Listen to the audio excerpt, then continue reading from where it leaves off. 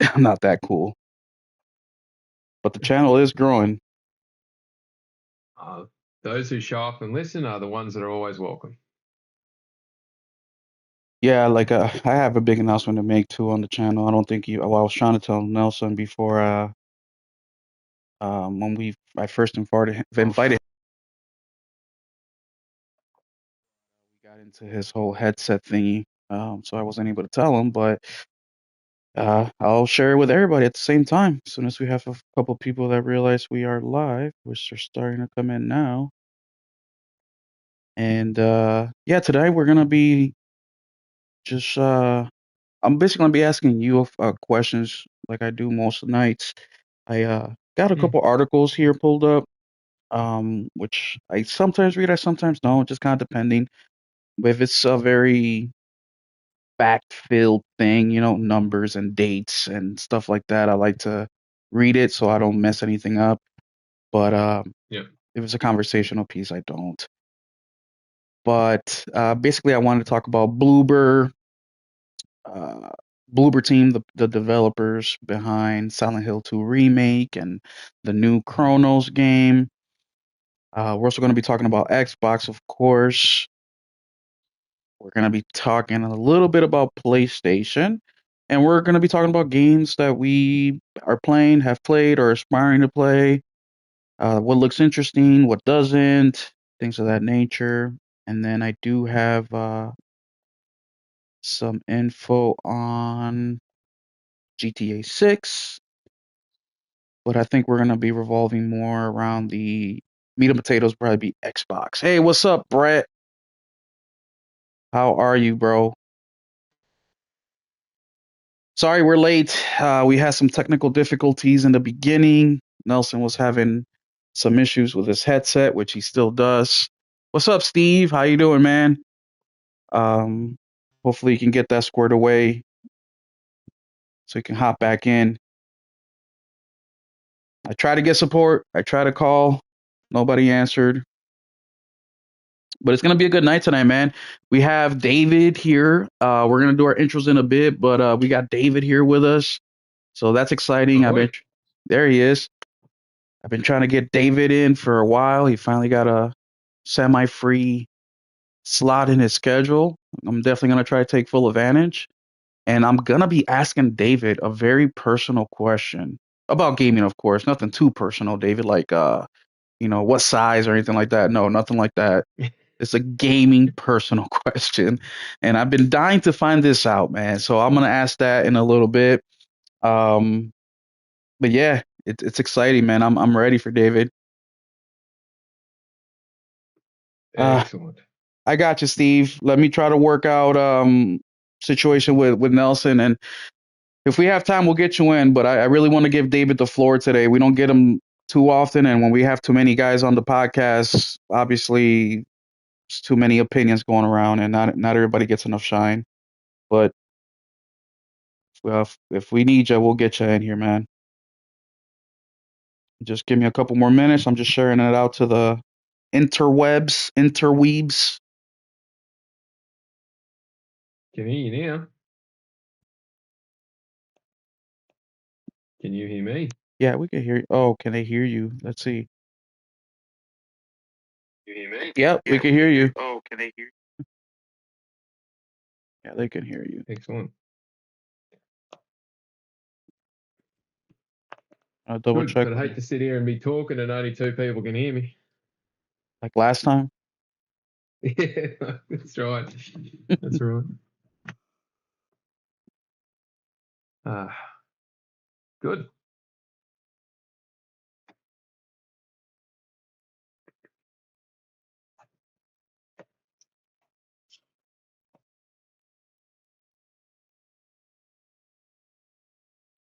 Just waiting for a few people to file through.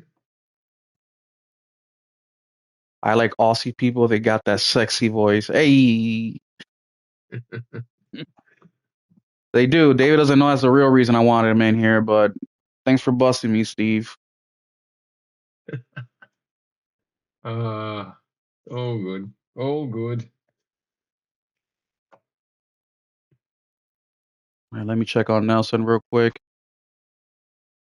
I'm here. Oh, there you are. Hey, buddy. You sound good. We sound good.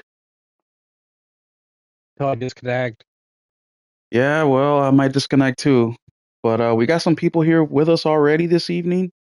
And me and Dave, well, I was just shooting the shit, sharing everything out, tweeted it out. But if you can do me the favor and share it, Nelson. But let's get this party started, man, because I've been hyped for today for since last week.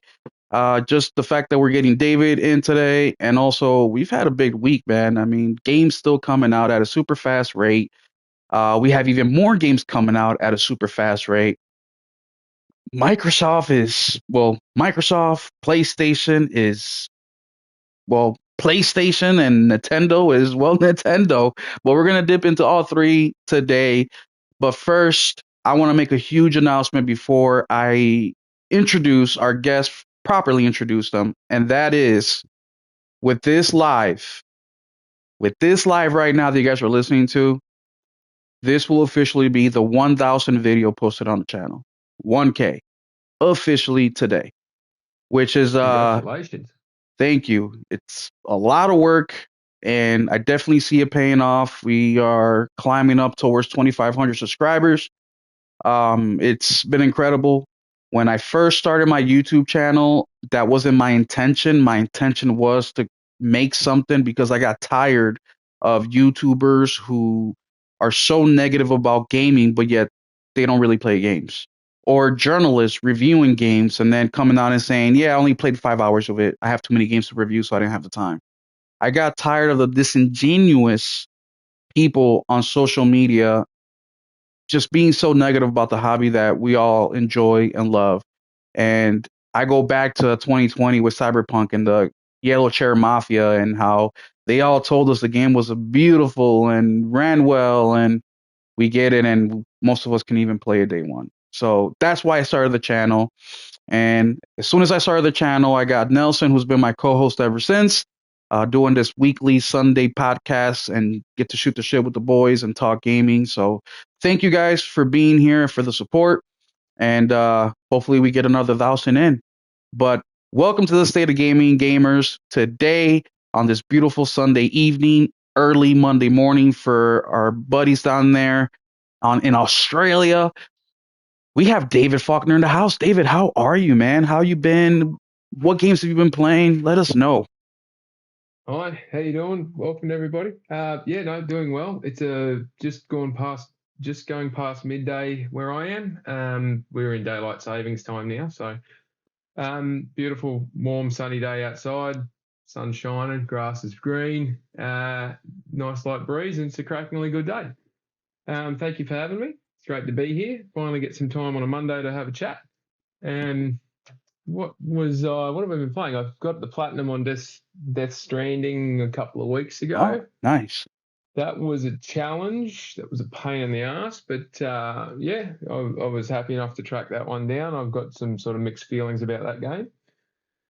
Typical Kojima game with some quirkiness at the back end, and took a little while to figure that out. I'm currently playing Spider-Man Remastered 2018. Don't mind the game per se, but the combat can go do one because God, the combat in that game sucks. We can get into that actually because I think I agree. But damn, not your mother. Thank you for the 50 CHF. What is CHF? Is that Canadian? CHF. We'll say VHF. yeah, CHF. I don't know what country that is from, but thank you, bro. Thank you. I appreciate that so very much. Not your mother, just super chatted 50 CHF. I don't know what country Oh, that is. CHF is Swiss francs. Oh, Swiss francs. There we go. Not your mother. Thank you for the 50 Swiss francs. That's exciting. I forgot, not your mother, that you are from over there. Thank you, thank you, thank you. I appreciate that, man. So starting off with a bang, and I appreciate it, and thank people like you who come in and watch my videos and comment and like and share. It's why I kept going. I thought about quitting. Believe me, I thought about quitting many a times, but thank you. Next, we have Mr. Nelson Gaming Culture in the house, my co-host who's reliable here every single week, except for hunting season. where he disappears because he's got birthdays, anniversaries, and graduations, and My a anniversary million other today. things. Yeah. How you been, bro? What games you been playing? Lost Side. I did get Battlefield, but I haven't really played it, and then just Helldivers. And, you know what my kid's been playing for like the fifth time he's beaten this damn game? I think it's the third, but the Cuddly Carnage game. He fucking Hmm. loves that game. He beat the game 3 times. Oh yeah, you were saying that last time. Cuddly Carnage, he was kind of hooked Yeah, on that but he one. only beat it once. He keeps fucking playing it over and over and over and over. Mhm. I owned the game. That was actually one of my first will it plays with no internet videos that I did was Cuddly Carnage. I think it was the first. I have to go back and double check that. But Iron Man, welcome to the Keep It Gaming crew again. Iron Man with the membership. That is fire, bro. We are on a roll today. Already got a membership and we got some Swiss francs up in here. Thank you. And you know what? I just had some Swiss chocolate not that long ago and it was so good. So good. I wish I remember the name. I think it started with a G, but it had like peanuts or nuts in there, and it was really, really good. So, but welcome back, Iron Man. So you've been playing your usuals, David. Let's talk a little bit about Yes. Death Stranding. It's the first one or the second one? First one. Okay. And what was it about the combat that you didn't quite enjoy so much, or that you actually said Oh no, sucks? no, no. This the combat in Spider-Man remastered sucks. Oh, Spider-Man Um, remaster. Okay, my bad. yeah, Death Stranding. There was some stuff in that. The combat in Death Stranding felt like it was a chore, like it was slow, cumbersome, clunky, which fit in with the game. But the towards the back end of the game where you've got to take on the really big um, hurdle or enemy, if you want to call it whatever it is, Shamu flying around in the sky. That just felt like I was mucking around for the sake of it just being a time consuming hurdle. And I was playing on the hardest difficulty. It's like it was run over here, pick this up, shoot it at that. Run over here, pick this up, shoot it at that. And it was more of a I don't know. It didn't really feel like you were engaged in a battle. It was more of a I've just got to sort of clear this hurdle. Yeah, Other than that, I thought the BT encounters and that sort of stuff in Death Stranding were pretty cool. Um, the inventory management was all right. I sort of played it in that respect, but the thing that annoyed me about it was because I played the director's cut to get the platinum. There were additional items you had to get to clear a couple of the trophies, and it hmm, added like an extra 10 or 12 hours to the game because you had to chase up the DLC stuff for the Half Life expansion and the what was the other one they had? The Cube stuff. Yeah, it was Half Life. It was something else. The other tie-in piece that they had. The Cyberpunk 2077. So the silver arm and the glasses and that stuff. So you actually had to do these additional storyline beats to clear them. And because I hadn't done them as I went through from at the first piece, I had to go all the way back to the beginning area and clear all this extra storyline stuff. It had like an extra 10 hours to get this damn trophy. yeah, So but yeah, I thought it was pretty good. I can see why people absolutely love it, and I can see why people absolutely hate it. Um, I I probably a 7.5 or an 8 out of 10 for me. I enjoyed the time I had with it. The storyline was pretty good. There was a lot of mucking around, grinding, and just time wasting in it. Could have moved a bit faster, but anyway, I didn't think it was too bad. But yeah, Spider-Man combat. Oh my lord, I've not wanted to throw a controller through a TV screen since I played Tekken 3 when I was a kid. Like it is Eddie Gordo kicked your infuriatingly ass. annoying. Hey. Eddie Gordo's spamming your ass. Yeah, pretty much. Like these guys, yeah, press the dodge button. Whoever thought circle as a dodge button needs a good slap up the side of the head. You try to dodge to get away from one enemy, and you drive straight into another enemy.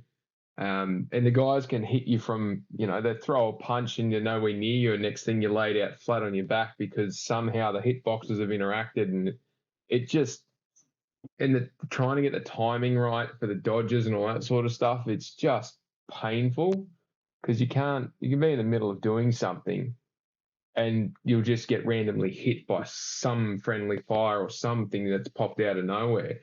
And all of a sudden, two hits and you're dead. And I'm like, well, how the hell does that happen? I wasn't anywhere near him. But it's just, yeah.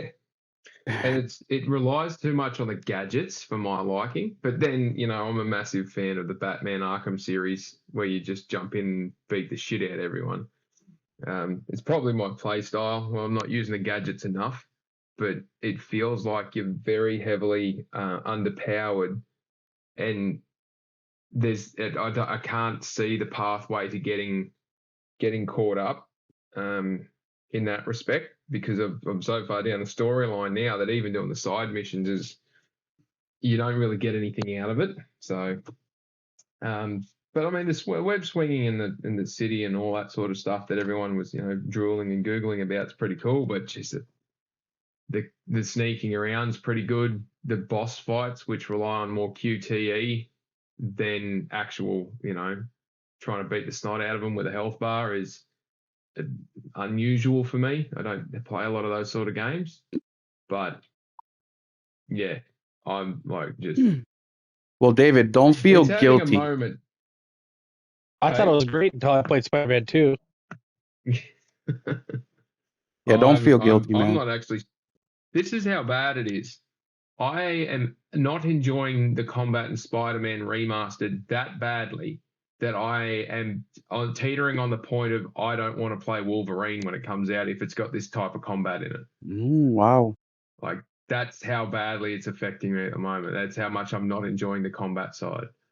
The rest of it's a brilliant game, but I'm just really not enjoying it now. Whether it's a matter of me having to go and relearn it, whether I want to take the time to relearn it or not, because I play a lot of Yakuza games and those sort of actiony games where the button inputs and the way that it works in those sort of one on many battles, it's a lot faster. You can defend, you can block, you can move around, you can dodge better. Um, and I'm just more used to that style. Um, might be affecting me, but yeah, you go in and press the square button a few times, then you got to do something with a gadget, and then you got to do this and dodge that, and you can't hit one guy because you're trying to dodge six other guys, and then you just randomly get sprung with something from out of nowhere, and yeah. Anyway, that's a me thing, but that's where I'm at. Yeah, I don't. Oh, Nelson, real quick. RPG said, one, did you have the microphone super close to your mouth? Because if your microphone is too close to the mouth, your headphones will reverb. So maybe He has something the to look same at. he has the same headset. There's no mic. Yeah, and he also said turn your TV volume off as well. But David, don't feel guilty, man. When I got Spider-Man 2018, I think it is, right? Or 17, whenever it came out, Yeah. I bought it day one or week one or something like that. I don't remember. I was a super casual gamer back then. And Mm. I went to GameStop, picked up my copy, came home, and I remember it's one of the childless nights of mine where I didn't have my kid, and I was just excited, man. I'm like, you know what? Everybody's been raving about this game. Thank you, Josh. Hey, what's up, Josh? How you doing? Panda, Steve, Lyoko, all you guys. Appreciate you guys for being here. And I put it on and I had the same exact thing as you, man. I was like, what the hell's up with Mm. these controls? Like, what's up with all these gadgets? Like, and I took it back. I literally went back to GameStop a few days later and I took it back. And it wasn't until my casual cousin, I call him my casual cousin because he's a casual gamer. He plays Spider-Man 2K and maybe God of War, you know? And he's telling me about the story and how much he loves the game. And I was like, wait a minute. I play way more than he does. And I gave it finally another shot about 6 months later. And about Mm. halfway through is when it started clicking for me. I still was not in love with it completely, but I was being a little bit more patient with myself and trying to just learn it, and it felt better. But Miles Morales, I absolutely loved it. And I just thought, I don't know why, because it has very similar combat, but for some reason I enjoyed Miles Morales way better than Spider-Man 2018. And that's not the first time I've Mm. heard that either. You know what you're saying, what Yeah, I'm I've heard saying. that. Yeah, I've heard that a lot of people say that Miles Morales combat was better than 2018. Hmm. I think it's because you feel more powerful instead of relying on distractions and you know what I mean? Yeah, oh, Electric punch and all that shit, you know? it's so I don't know, like because you can't. You, there's no clear identifier of to which enemy you're locked onto. If you try to go in and target them, it doesn't slow down time for you to be able to pick them up either. So you're kind of hoping that when you hit, the action button to send out the webs or the electric web or whatever it is, you're sort of hoping it'll hit the one you want that you're looking at. But if you try to dodge, if someone comes up from behind you and you try to dodge away from them, it won't dodge away from the person that's coming close behind you unless the symbols come up around your head to do it. It'll try and dodge away from the one in front of you. So if someone comes with your side attack, you could end up dodging straight into them because you've got no real control over how you're, dodging, or there's no parry, which it frustrates the hell out of me. And then if you try to swing out and you don't get a cursor or an indicator that allows you to find somewhere to swing to, if it's not in the field of vision, you end up swinging straight into some idiot who knocks you out. So Yeah. it feels so disjointed at times. Nelson, check your Discord DM. Dude, yeah, Anyway, I agree 1,000%. Let's talk a little bit about Death Stranding because that one's gonna be interesting to hear your opinion. And so I played Death Stranding 2 and I beat it. Awesome. I loved it. I loved it way more than Death Stranding. Like it was night and day difference to me. So much so that when people would ask me, um, do I need to play Death Stranding 1? I was like, look, my guy, I just beat Death Stranding 1 like a couple weeks, not even. I think I beat it while Death Stranding 2 was out, and I didn't get to Death Stranding until a week or 2 weeks after release, right? Because I was just trying to finish it up. And I tried playing it like 4 or 5 times before, and it just I couldn't, I don't know what it was, dude. It was just, I couldn't deal with it. But the one thing that did keep me coming back is that intro, man. When you fall off the bike and you're carrying the packages back into the delivery place and the music, don't be so serious. Like that part alone kept me coming back. And of course, the music throughout the story is really, really well done.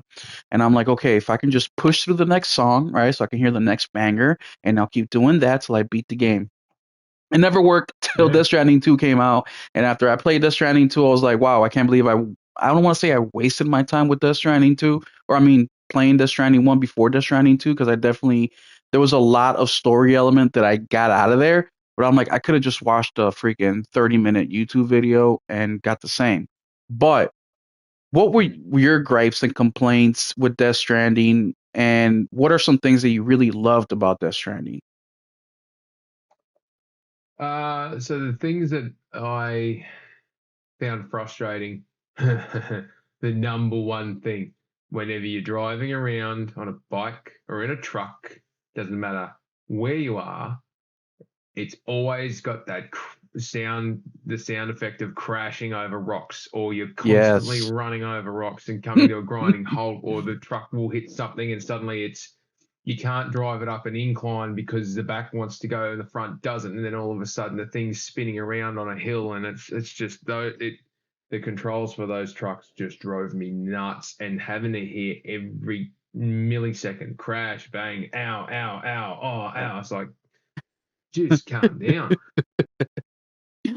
So that was one of my annoyances. What was another one? Oh, you'd be walking along and then suddenly you're on a piece of flat ground and then he starts to sort of slip, and Hmm. then you're trying to move really small amounts, and next thing he takes three massive steps forward, even though he got no cargo, and he'll take three big steps forward and launch himself off the edge of a cliff. Yep. Like some of it was just, I found the controls were like when you're out and about and moving in the world and you're needing to move quickly, you can be really heavy-handed with the controls and they respond fine. But when you wanted to be really precise, it just didn't have it.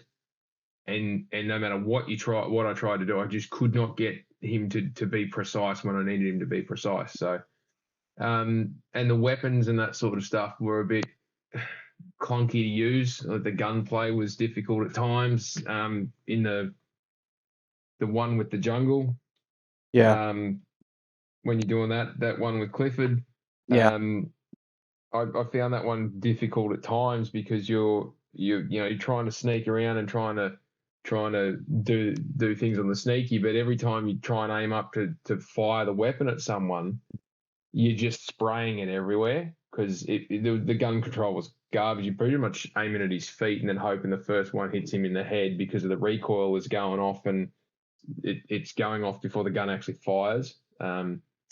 Those were things that frustrated me. But the things I really liked about the game, and scenery was pretty cool. Get the way of getting around the different parts of it, especially when you got out in the snow, how that would accumulate on the vehicles and on the people. And Yep. the first time I ran across porters that weren't trying to kill me. Hmm. I wasn't quite sure what to expect. And being able to use other people's stuff that was on the map was pretty cool.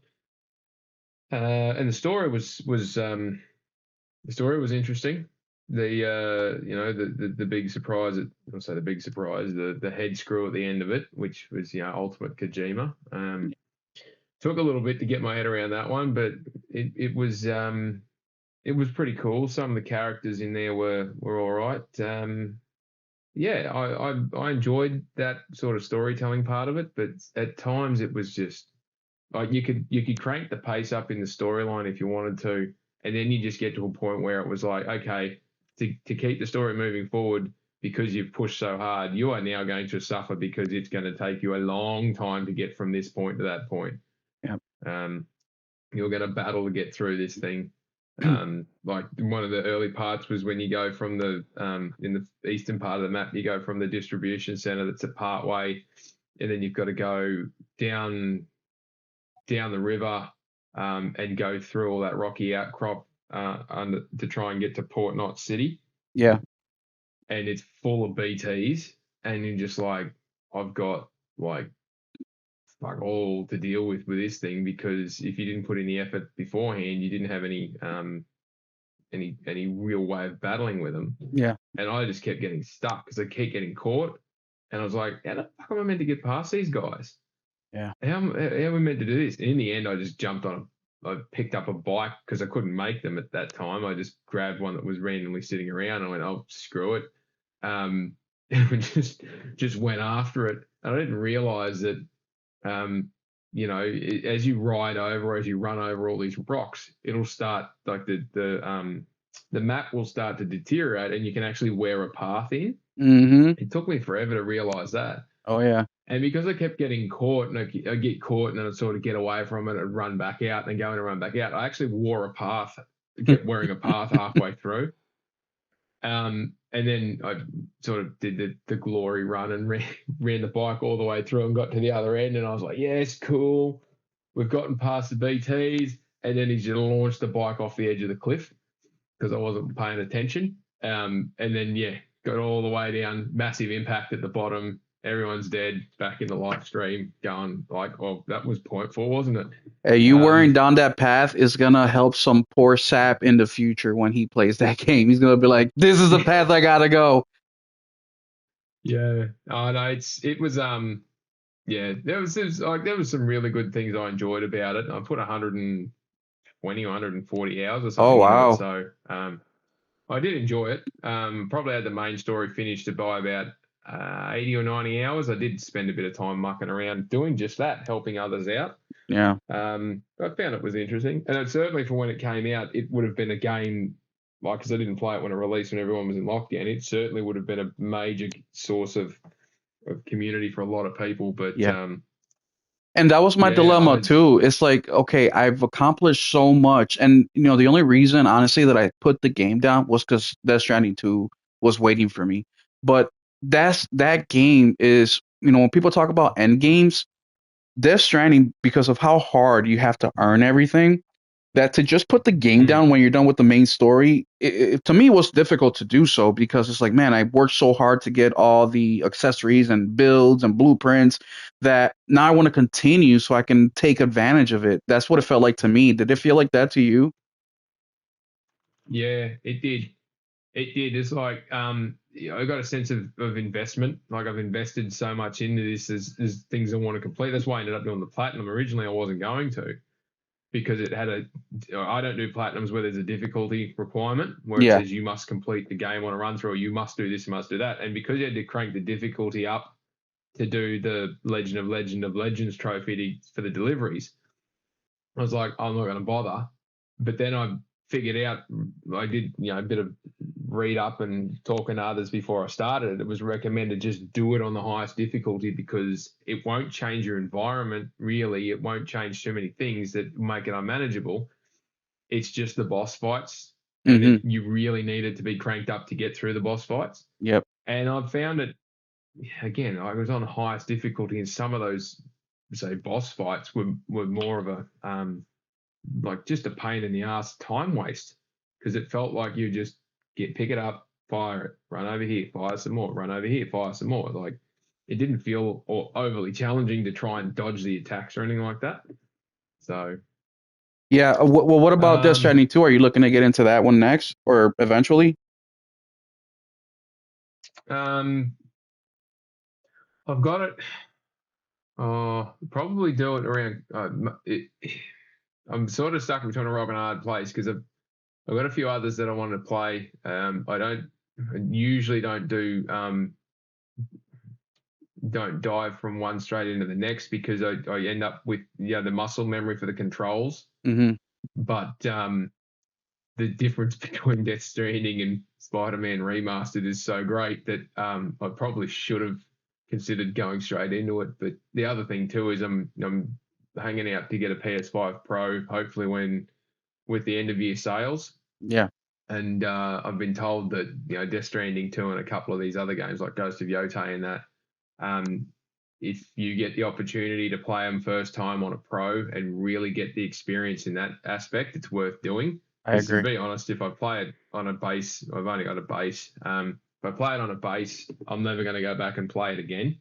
Yeah. Just don't have the time, and I've got too many games I don't want to play. So I'm sort of banking up a couple of these ones where it looks like they look really good and it's worth playing them on a pro for when Yeah. I've got one. Absolutely, man. I would recommend it. I mean, you're already so close to getting it, and you already Mm, haven't been playing it. So yeah, I mean, Death Stranding. Uh, Correct me if I'm wrong, chat, but I feel like Death Stranding 2 was like the first like real PS5 Pro game out there. I can't think of one where since I got the Pro, where I turned it on and I'm just like eyes are melting, and it was just a thing. You know what I mean? Like it was incredible. But the thing with Death Stranding 2 that I really enjoyed, like I enjoyed Death Stranding 2 way more than Death Stranding 1. Some people say they like mm, the story of the first one better, and I can agree. Doesn't mean the story for me at least. The story for the second one didn't suck. Hey, how you doing, Jenna Hayes and Nate? Thank you guys. But you're gonna have way more combat this time around. You're not going to see yep. as many BTs this time around. The gameplay is smoother. It does what a sequel should do, right? Make it bigger, better, badder. You know what I mean? It does that with the second one for sure. The music still slaps. I still think that the music for the first one was way better, but the second one is not terrible. And you see a lot more of the not BTs, but what the hell are they called? The bad guys that are in the game. Whatever, the bad Yeah. guys, the humans. You see a lot more of those guys there, and you have way more options for weapons. I mean, you have pistols, machine guns. I mean, you have a whole arsenal, and it added way more of because I'm an action adventure mules. Thank you, RPG. It has way more action adventure to it, and that's my type of game. Like action adventure, open worlds is my jam. Like that's what I really, really love. And this game did that for me. And from the first moment when you're standing on top of the rocks looking down with the baby, you're like, okay, this is gonna be an experience. So yeah, definitely wait till you play it on the pro, since you're already this far in, and Yote as well. And since I was gonna ask you a question about Yote, but you haven't played it, so I'll just leave that alone for No. now.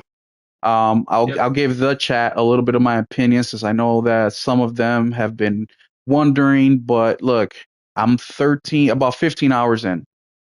Let's just say that outside of the game looking pretty and beautiful and running well and no bugs and like it's running marvelous. I am not enjoying myself as much as I thought I would. Um, when I'm playing the game, I'm having a good time. I'm loving the combat. The story to me is the worst part of the game. But when I turn the game off, because I'm going to bed, I'm going to do something else, it is a chore to say, jump back into Yote. You have to beat it.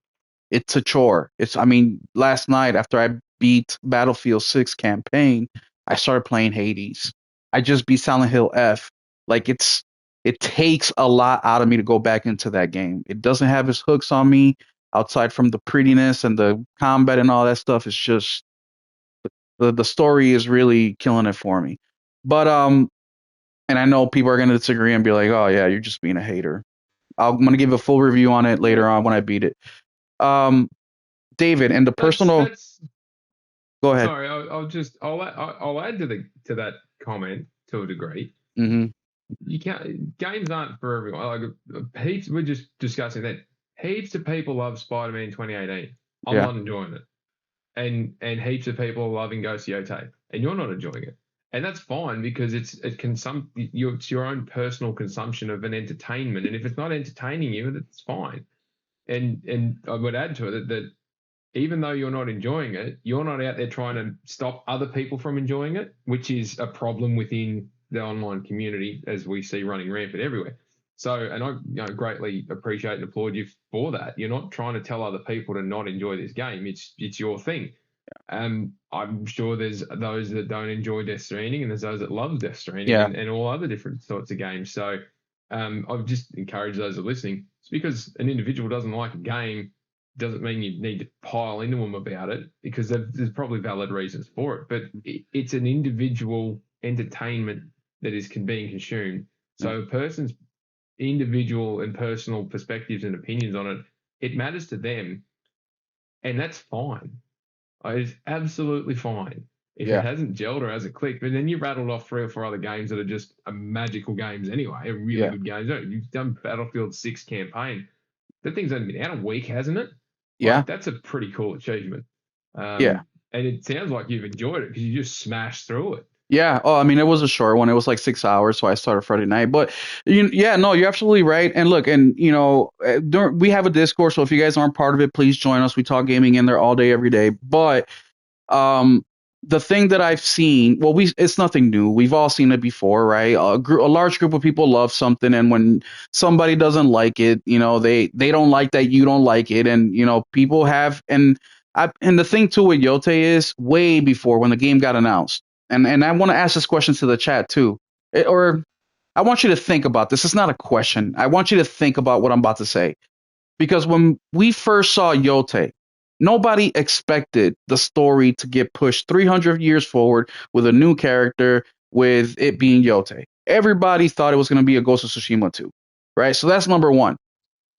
Number two, right away, I was already being, I don't want to say negative, but I was questioning the game. I was like, why? Why they go this route? Like, I just don't understand. Like Jin still had a lot of story to tell. I mean, the Mongols were invading mainland. Tomei was in mainland Japan after she escaped. The Emperor's looking for Jin. His ghost, I don't know, lore or whatever is growing, or his ghost fame is growing. Like, there's a lot more story to be told there, in my opinion. And I was like, they can even do the supernatural with it because in reality, when the Mongols invaded mainland Japan, what stopped them was the weather. Tsunamis were happening, and they just couldn't land, in Japan and take over. Who would have known what the world would look like now if they actually succeeded? But I'm like, man, they could really use the legends, and they can do a lot of different things aside from what we already know. So I was already being critical because Ghost of Tsushima is in my top 3 favorite games of all time.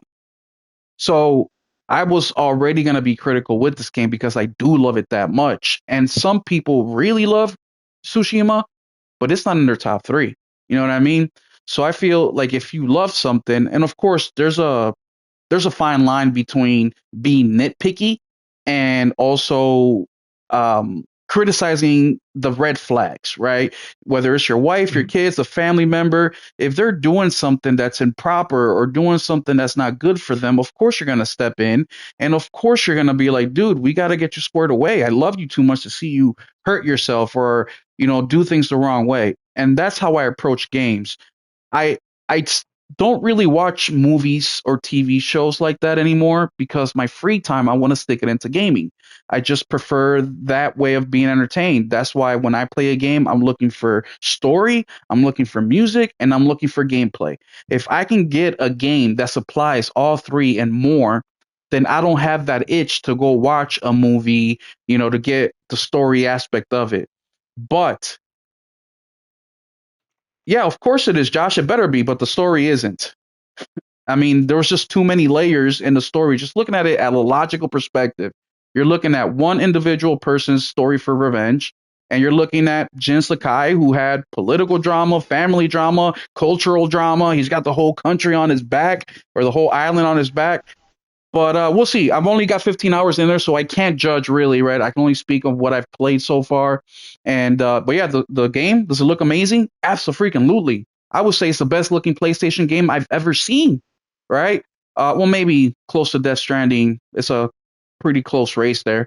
But the gameplay, wow, especially if you're playing in the higher difficulties. Oh my goodness. I heard somebody say that it feels almost like a Souls game at that point, and not on the difficulty of it, but the strategy of it. And I can agree with that 100%. So one of the best gameplay games that Sony has put out this generation, absolutely. No bugs, no glitches. I mean, I do see a little bit of pop-ins, but I mean, nothing that's, you know, and exactly, Josh, Yote is, that's what they keep saying. It's a surface level, is a revenge story, but either way. But yes, all the check marks from a PlayStation first party game, Yote has, and it's awesome. It's just the story is really not hitting with me. But Hmm. you haven't played it. I can't wait for you to play it and let me know what you think and let the people know what you think. That's going to be an interesting opinion to get. And I hope you do love it. Like all these people love it who've played it. You got guys that already got the platinum that stuck in 50, 60, 70 hours and they love it. They say it's better than Yote or Tsushima for them. And that's awesome. I'm glad that they got that appreciation for the game. That is okay. The other game that's in my top three is Cyberpunk. How many people to this day only play Cyberpunk in 2020 because they didn't want to go back after they fixed the game a couple years later? And as they should, they don't have the time. They don't have the time. But how many people talk bad about that game and you don't see me here saying, no, you need to play it. You need to go back. Hey, it's your opinion. It's your opinion, right? But Nelson, you're Fair finally comment. back with us. How you doing, bro? You good? Can you hear us? Can you hear me? We can hear you. Okay, now. Is it echoing? You're coming a little like keep talking, see what happens. Um, but Nelson, you played Yote? No. You have not played Yote. Are you planning on playing Yote? Yeah. Okay. Probably Well, after deer hunting. you what? Probably after deer hunting. After deer hunting. Okay. Well, let's continue on past Yote real quick because I want to get into our other topics. Oh, David, let me ask you the personal Yes. question now that we have some people here. My Yes. personal question to you is, you get invited to a lot of shows, man. You're doing podcasts all the time, but and I could be completely wrong. This is just me from the outside looking in, so correct me. But I kind Yeah. of feel like they treat you like the pretty girl where you're something nice to look at, but they don't really want to get to know you, your personality. And what I mean by that is they're always asking you finance questions. Is that something that you prefer talking about, or do you actually like to talk about other things? Because I always hear you talking finance. Well, there's some podcasts I get asked to be on because for that reason, because I can give that in-depth, intricate finance perspective. And if that's the topic of conversation, I'm more than happy to talk about it. I do it day in, day out, and I really enjoy it, and it's a passion of mine, and I like helping people learn and understand how these things work and operate, and help them learn more. And if if one person listening suddenly understands something they didn't know beforehand, well, then that gives me good happiness. But at the same time, I also really am happy to just talk about games because there's some instances where I'll get 3 or 4 podcasts over a weekend to talk about the same thing. And there'll be slightly different takes, and the different panel members that'll have the the back and forth and the engagement. But there are some shows where it's just there to make the statement, and the conversation will end up going in a different direction, and that's fine. But yeah, I equally enjoy just talking about games that I like playing. And I tend to not, well, I don't know if you say I've been pigeonholed, but I tend to not get that opportunity too often. A lot of different podcasts that I go on to are news-based podcasts rather than games-based podcasts. Yeah. And in that respect, if the top stories are, there's 3 or 4 top stories doing the rounds, and that's what the subject of conversation is. Well, that's what we talk about. But when the news stories that are being discussed, they're never about how good or how bad a game is, or who's playing what and what do they enjoy about it. Or let's reminisce about playing, Halo and Halo 2, and who remembers playing, the PS2 classics and all that sort of stuff. So, and I could talk for days and days about JRPGs. So, yeah, I don't really get the opportunity to do that too much, but that's mainly because of the shows that I've been involved or associated with, are more news based on the news cycle, and that's fine. And I do enjoy and appreciate the opportunity to discuss that stuff.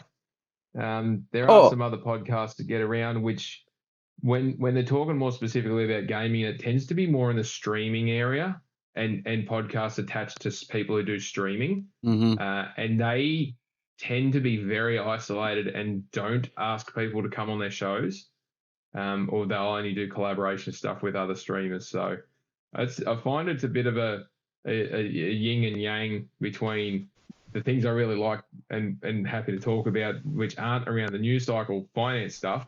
It's very difficult to actually get people to get on a show where people just talk about that stuff. Like yours is an exception because you tend to not talk about news and tend to talk more about the game. So yeah.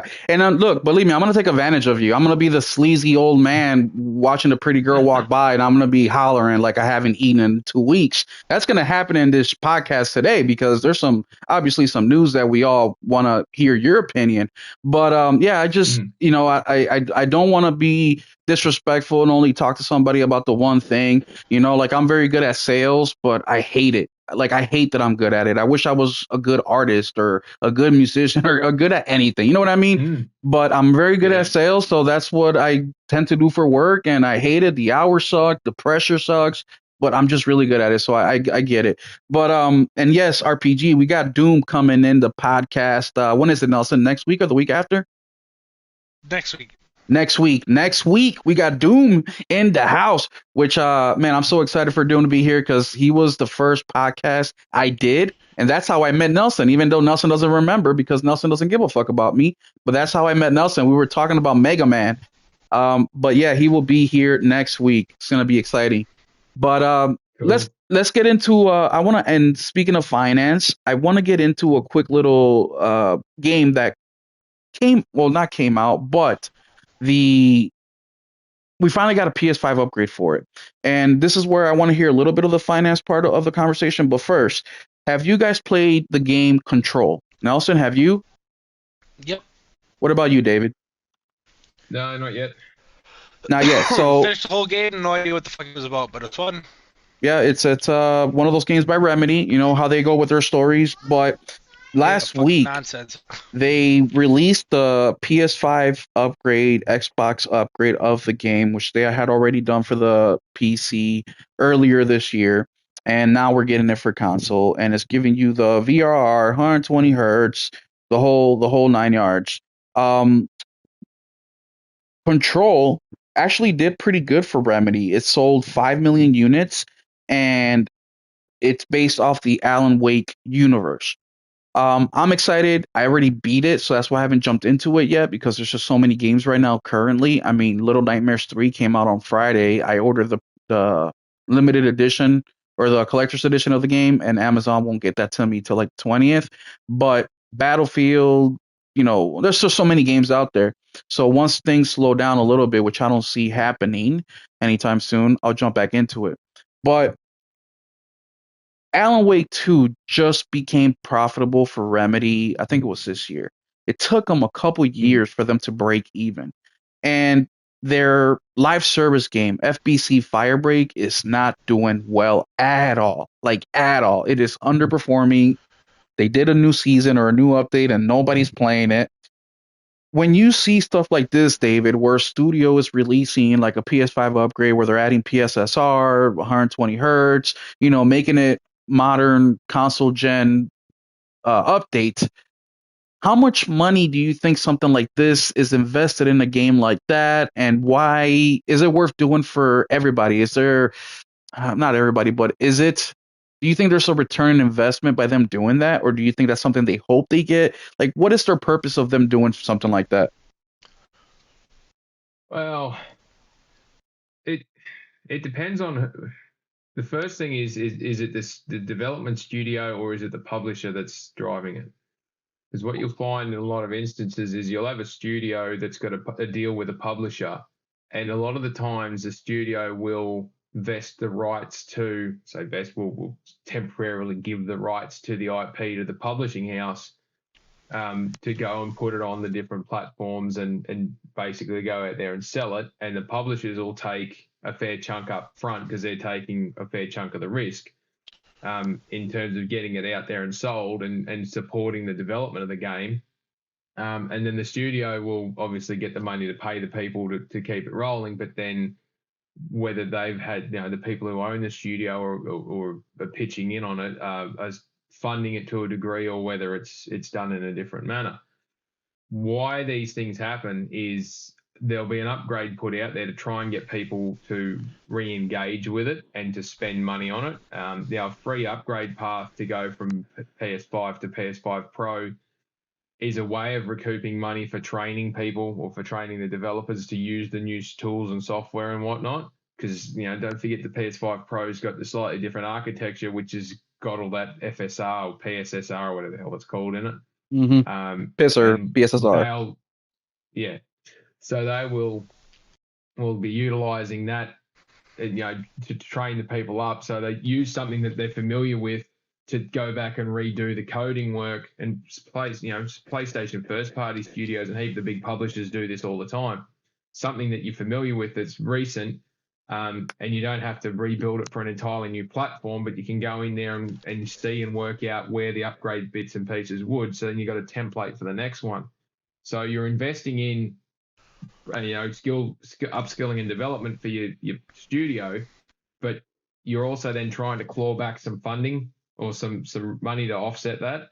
So the publishers will say, well, once you've got it done, we'll release it and we'll see how it goes. Now they might sell 100,000 copies of the updated version and bringing it forward because there's, in the console space particularly, over a quarter of the consoles sold in the last 12 months are to people who are new to gaming.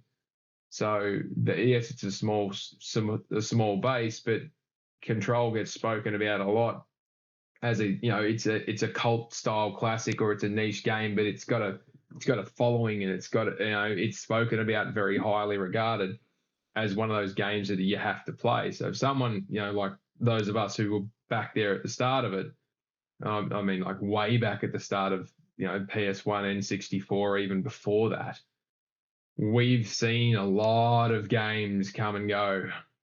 And we started with really small libraries and it was long gaps between them. People that are buying a console, particularly now for the first time, if they're not buying it just to play Madden or NBA or something like that, and they're buying and going, oh, I've got a couple of starter games, let's have a look at back catalog. Games that are popping up in the 100, best 100 games of all time, or here's the 20 best PS5 games or the 30 best Xbox games or something like that. Games that are frequently popping up in there are seeing a long tail in their sales. They're not big numbers, but they carry on for a long time, particularly with the digital ones. You can do these minor updates and then keep selling them. And that might be that they only sell 20,000 or 30,000 copies of this version on PS5 or PS5 Pro rather. But if they're paying full price for this thing, or they're paying the upgrade path, that's money that the publisher's getting to then pass it back through to the developer. assuming that they hit certain targets. Now, a lot of the time, the publishers will say, you've got to sell 1 million copies before we start feeding any additional funding back through, Yeah. as what happened with the guys that made Outriders. Remember Okay. that Yep. Outriders went into Game Pass and it was being sold, and it was 2 years later and they hadn't seen a cent. Yep. Because of that, the publisher was getting all the money, and it had to go over a certain point before it started trickling the excess back through. And what was the other one that got? They cancelled a game or delayed a game recently to try and avoid paying a $250 million bonus payment out to a studio. Mm. I can't remember who that was now. Yeah, me neither. Anyway. I think you're talking about. I'll look it up. I think I know what you're talking about. Yeah. But so that's the sort of shit that the publishers do to try and keep money for them without feeding it back to the dev studios. But they do these upgrade things in order to, and then sell them in order to upskill the dev studios and for whatever they're doing in their next game, and then get some money back for that, because the publishers aren't necessarily going to fund the dev studio upskilling.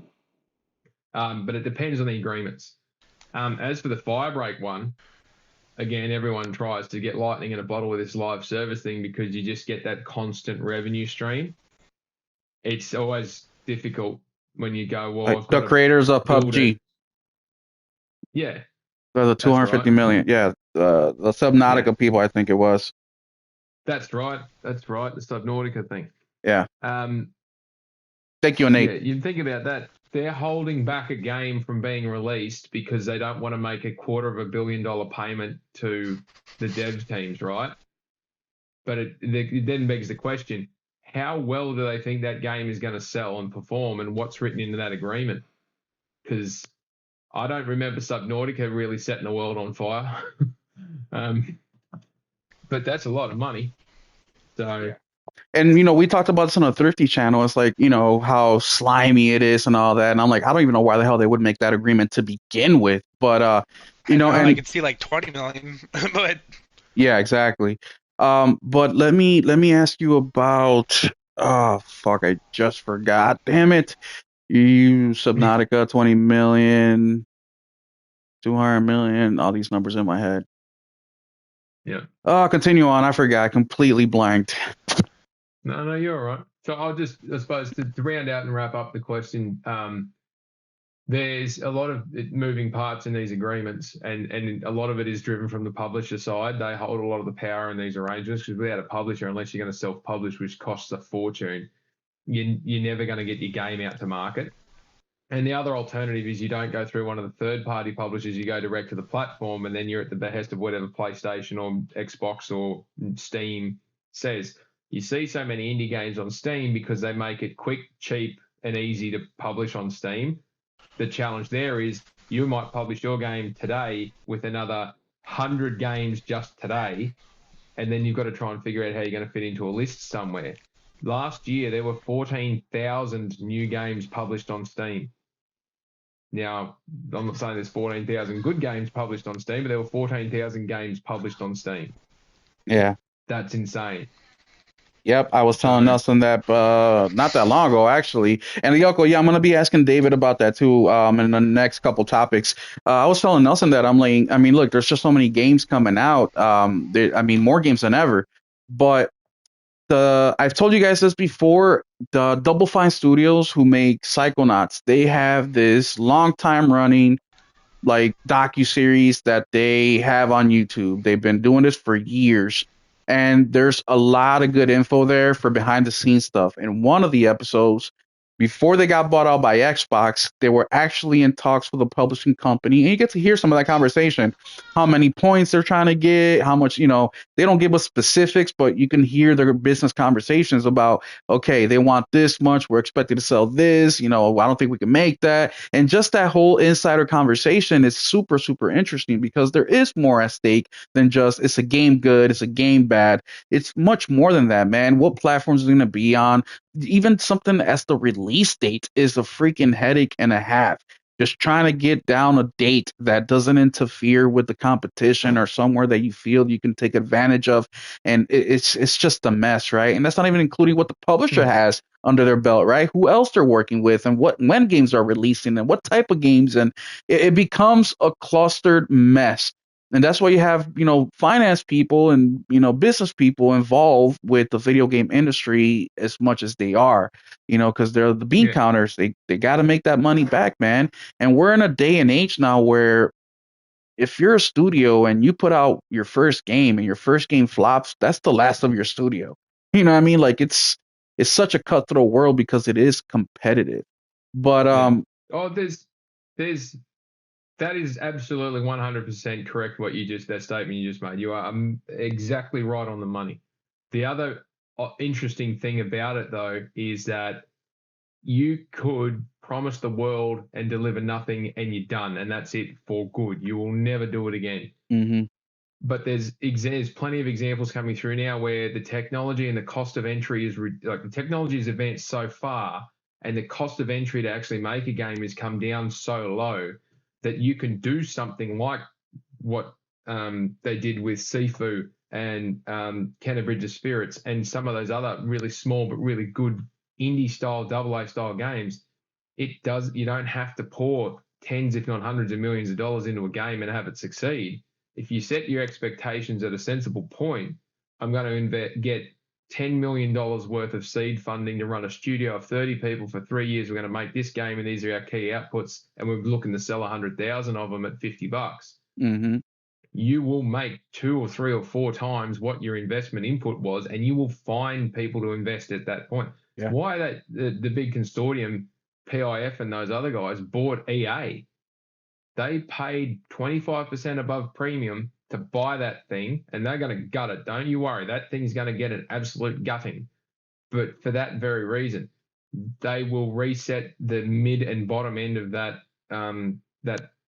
the publisher there with the studios and deals that they've got, where they can churn, because Embracer did the same thing to begin with. You just churn out low cost input, but you're also saying low volume requirements to get a good return. Because if you're getting constant returns at 20 and 25% for the money you're putting in, at 10 games at a small input for 20% return will get you better than one game for the same amount of input and get you 10% return. Yeah. These are the sort of things that those bean counters are looking at. And at the moment, the high risk, high reward scenarios are showing a lot more risk than anyone's happy and comfortable with. Yeah. Concord's an example. They stuffed that one up, and that cost them a bomb. But you've got plenty of other examples around as well where they've put, like X Defiant was another one, put a heap of money into that. It cost them a bomb, and it ended up getting turned off because they couldn't afford to keep it running. They're the sort of high risk, high reward, high failure points, like really costly failure points that you see. But likewise, you come to the bottom end of the scale, and again, we're saying all these indie games and these double A games that have got decent quality to them, and they only need to sell 100, 150, 200,000 units, and they're making 20, 30, 40% returns, and the publishers are happy and the studios are getting their money. Yeah. And that's the trade-off point where a lot of people don't see that. But what you're saying is exactly right on the money. There's this huge amount of input and cost at the top end. It's just ridiculous. Yeah, well, another topic of conversation me and Nelson have here on the channel. Nelson disagrees with me, but I think something that could really help not just us as the consumer, right? Because some people are like me, where we go through games like crazy, because I don't watch that many movies. I don't watch TV shows like that. My free time is spent gaming, so I beat anywhere between 50 to 100 games per year, right? I'm gaming 1,500 hours, and I just love gaming and I eat them up pretty quickly. I mean, this month so far, I beat Dying Like the Beast. I beat Silent Hill F. I beat freaking Battlefield 6 campaign. I'll probably finish Yote before the month is over. In 1 month, I just beat what most people don't even do in a year. And there's Mm, a hardcore base like me, right? Where we're going after the best hardware possible. We're going after the games. And something that would satiate me, for example, is obviously a high output from somebody like PlayStation. Why PlayStation? Because I think they have the best quality games. They have the best type of games, in my opinion. But I understand also that dropping $100 million game every couple of years is just not feasible. I understand that Yeah. 100%. And of course, I don't expect that from them. I would love it, but I don't expect that from them. But what I would love more of is, hey, give me a $10 million game. Give me a $5 million game. I mean, some of the best games that have come out this year are under that $50 million mark. I mean, Expedition 33 possibly is going to win Yeah. Game of the Year. We have Silk Song, another game that is just crushing it, doing crazy numbers. And my argument with Nelson is look, if you have a game, also last podcast I talked about the Nintendo developer guy who develops for Nintendo, and what he does, he makes games by himself. He releases 2 to 3 games a year, and he's able to make a comfortable living. He's a middle class guy.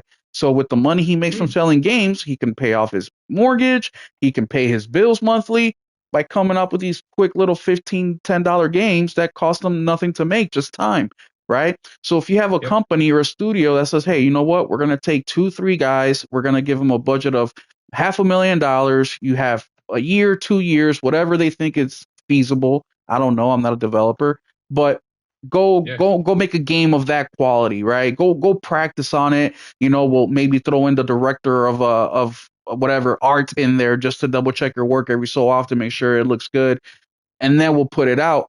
Well, at that point, you don't really have to sell that many copies to earn your money back, and at those low numbers, you can even make your money.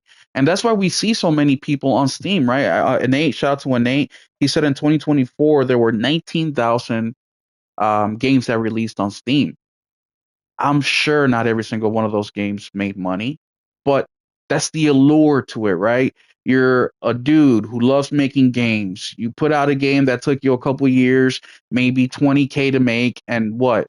It's a weed simulator or some bullshit, and all of a sudden you popped off and now you make a shit ton of money. Or hey, you just Yeah. sold enough to make your next game.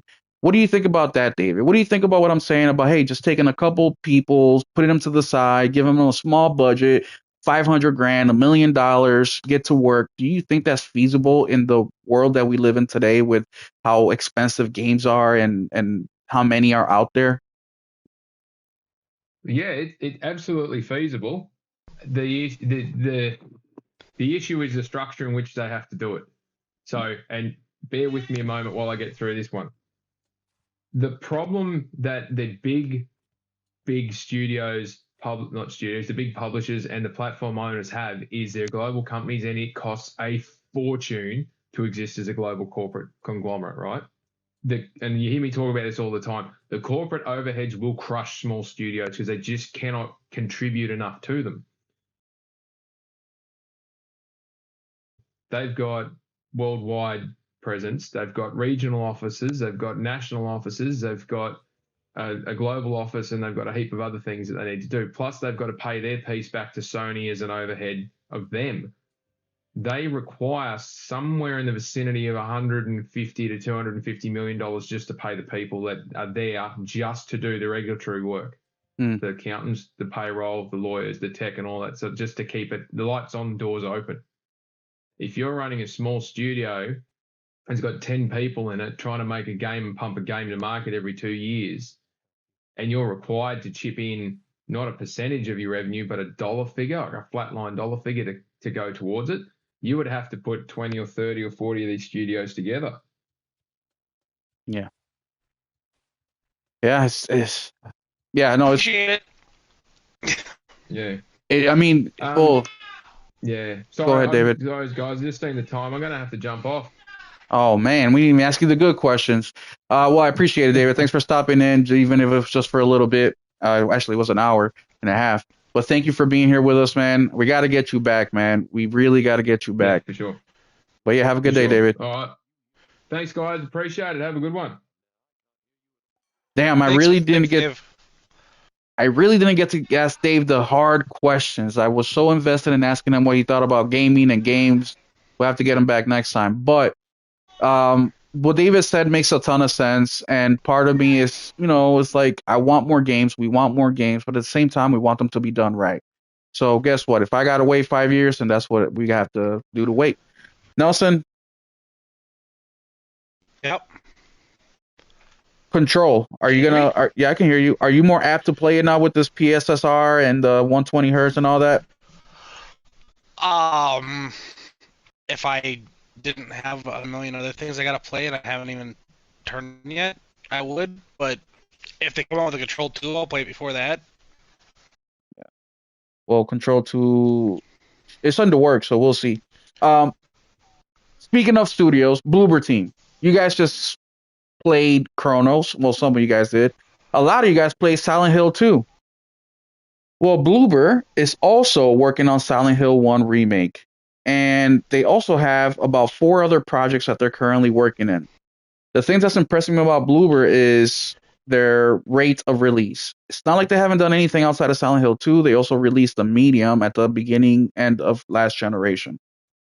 How is Bloober able to outperform a lot of studios right now and put out really good games in the current market that we're in? Nelson, are you interested in playing Silent Hill remake when it comes out? Yeah, yeah, I do.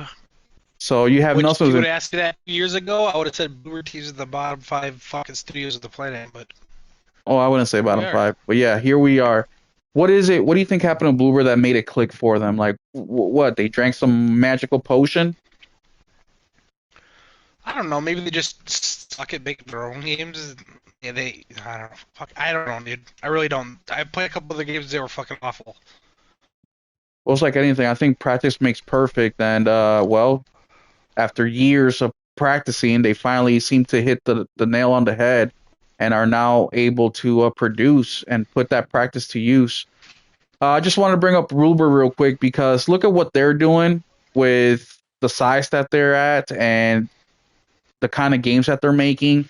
So when we're talking about other developers, let's hold them accountable, man. If Bloober can do it, so can they. But that's it. So I want to talk about Bloober. What I really want to get into tonight's topic is Xbox.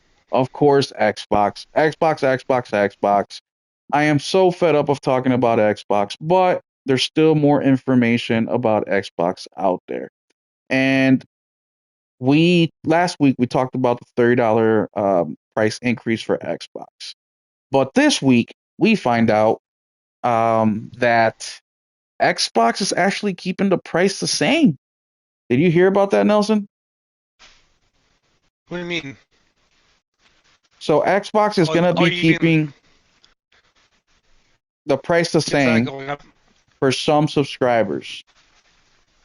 It says here, Yeah, according in countries that they have to. in the countries that they have to, yeah. So instead of raising their price from $20 to $30, they're keeping it the same at $20 for these people.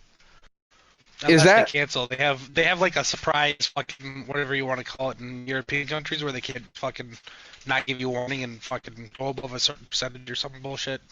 yeah? So it's a customer service or customer protection law that they have in some countries where you got to give them X amount of time before you can increase pricing. So my question to you guys in the chat and to Nelson is, should Xbox just keep the pricing the same till everybody can go up to the $30 price point? Well, it stayed that way until you unsubscribe, so they're not gonna do that. Yeah, I just feel They have like to do it's it because they don't give a fuck. They go up next year too. yeah, they're gonna keep going up.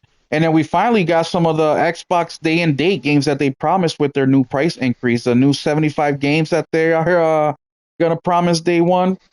And I'm gonna give you guys those games right now. So the first games after the price increase for Xbox day and date is Little Rocket Lab and Soba Tale of the Stolen Potato.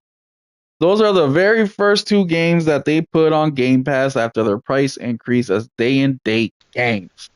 So last week we talked about the Xbox game increase or Game Pass increase, and at the ultimate tier for the $30, it was 75 games plus per year day and date on Game Pass. And here we are, not that long after that, and now we get to see what those 75 games are. Does this surprise you at all, Nelson, that these are the games that they No, included? I've been saying this for a long time that most of the shit in there is shovelware. So like, oh, we got all these new games. I'm like, yeah, but who wants to play fucking Peepaw's Farm? Yeah. Well, yeah. And there's going to be way more of that stuff. It's not like this is just two and that's it. No, they're going to be putting out more of these shitty games to make up that 75 that they need to make up for the year that they promised. It's Xbox, bro. If by now you have not noticed that Xbox will tell you one thing but mean another, I don't know what Whatever they else to tell tell me, you. I automatically assume the opposite, Yeah, and I'm never wrong. it's like that video where they punch you in the nuts. That one we posted on Instagram. Yeah, I know. He only did recent ones too. I'm like, you could make this like an hour long. Yeah. Oh my goodness. Yeah. It sucks, man. It Can't really wait for does. that documentary in like 2 years. It's gonna be like fucking 90 minutes long. No, The life and of Phil Spencer, 8 fucking minutes of him just lying. the shitty part is that the people that are still with Xbox are the hardcore, and the hardcore are the ones that are getting fucked the most. You know what I mean? And that's the unfortunate part. But do you think that they deserve to get fucked the way they are for still hanging on to Xbox? Yeah, they're. I mean, it's a global fan base. I'm not gonna lie. It's like, you guys don't learn fucking. It doesn't matter, dude. Fucking whatever they do, they'll just fucking be like, "Yay, Phil, love you." It doesn't matter, dude. Like, I want to feel bad for them, but I can't because they asked for it. You don't. Fuck, I don't know.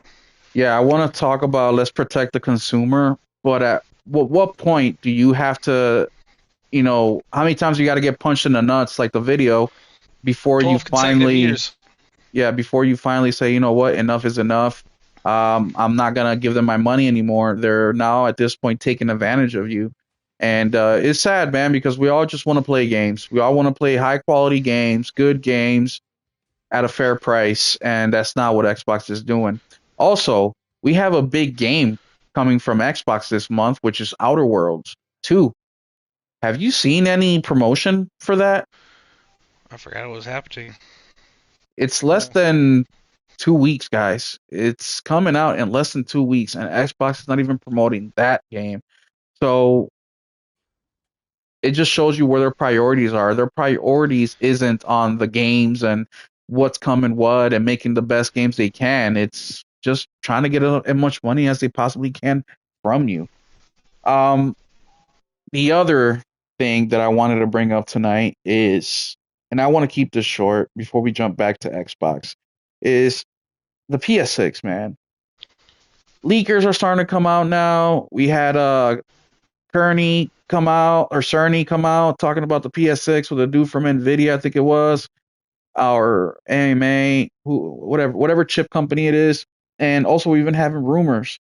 What do you think about these PS6 rumors, Nelson? Do you think that they're worth looking into, or are you in the who cares? Where are the games? I don't really give a shit. They don't even really know yet. They're just telling you what they're working on. It'll change 6 times before it actually comes out, and you know what I mean. Yeah, I mean we have a insider here. He's predicting the PS6 will come out in 2027.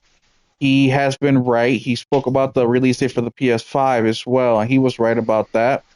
But he is saying that 2027 is when is going to come out. Do you think that's too early or just right? Well, you kind of gotta go with technology because if you don't think you're gonna make a big breakthrough in a few years, we're gonna have cross generation for most of the gens anyways now. So with the development times and all that shit, I mean, everyone was like, "Well, why do they do cross-gen so long?" It's like, well, a big game used to cost like 1.2 million. You know, Yeah.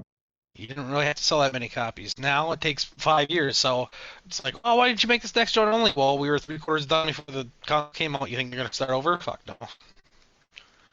Yeah. And sell up to 20 million fan base instead of 100 and something? It's not gonna happen. Mm.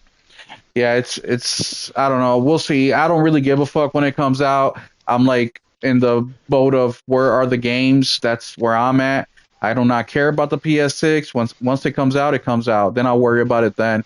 But right now, I'm just focused about the games, and I'm more concerned about when is PlayStation dropping Wolverine, when is PlayStation dropping the Returnal sequel or the the Returnal sequel, the I Returnal think that has a clone. date. I think that's March. But yeah, there's so many games that I'm not looking into the PS6 right now. I really could give two shits about it. How do you guys feel in the chat? Are you guys excited for a new console? Or do you think it's too early, too soon, or too soon, too late, just right? What do you guys think about it? Are you looking into investing? I don't know. How much do you think the new console is going to be, Nelson? And that was a question I wanted to ask Uh, David. Everyone's like, "Oh, the new X might cost $1,000." I'm like, "You better hope it's fucking a lot more than that. It's gonna be a piece of shit." Yeah, I don't think the new PlayStation is going to cost anywhere near that. I think it's going to No, I know, be. but they're making a fucking PC. Were you talking about Xbox? Yeah, Oh, I don't give a shit about it. Xbox, they don't have any fucking games. I'm talking about PlayStation. How much do you think their next console is going to be? The PS6? I think go. I don't know. They could have.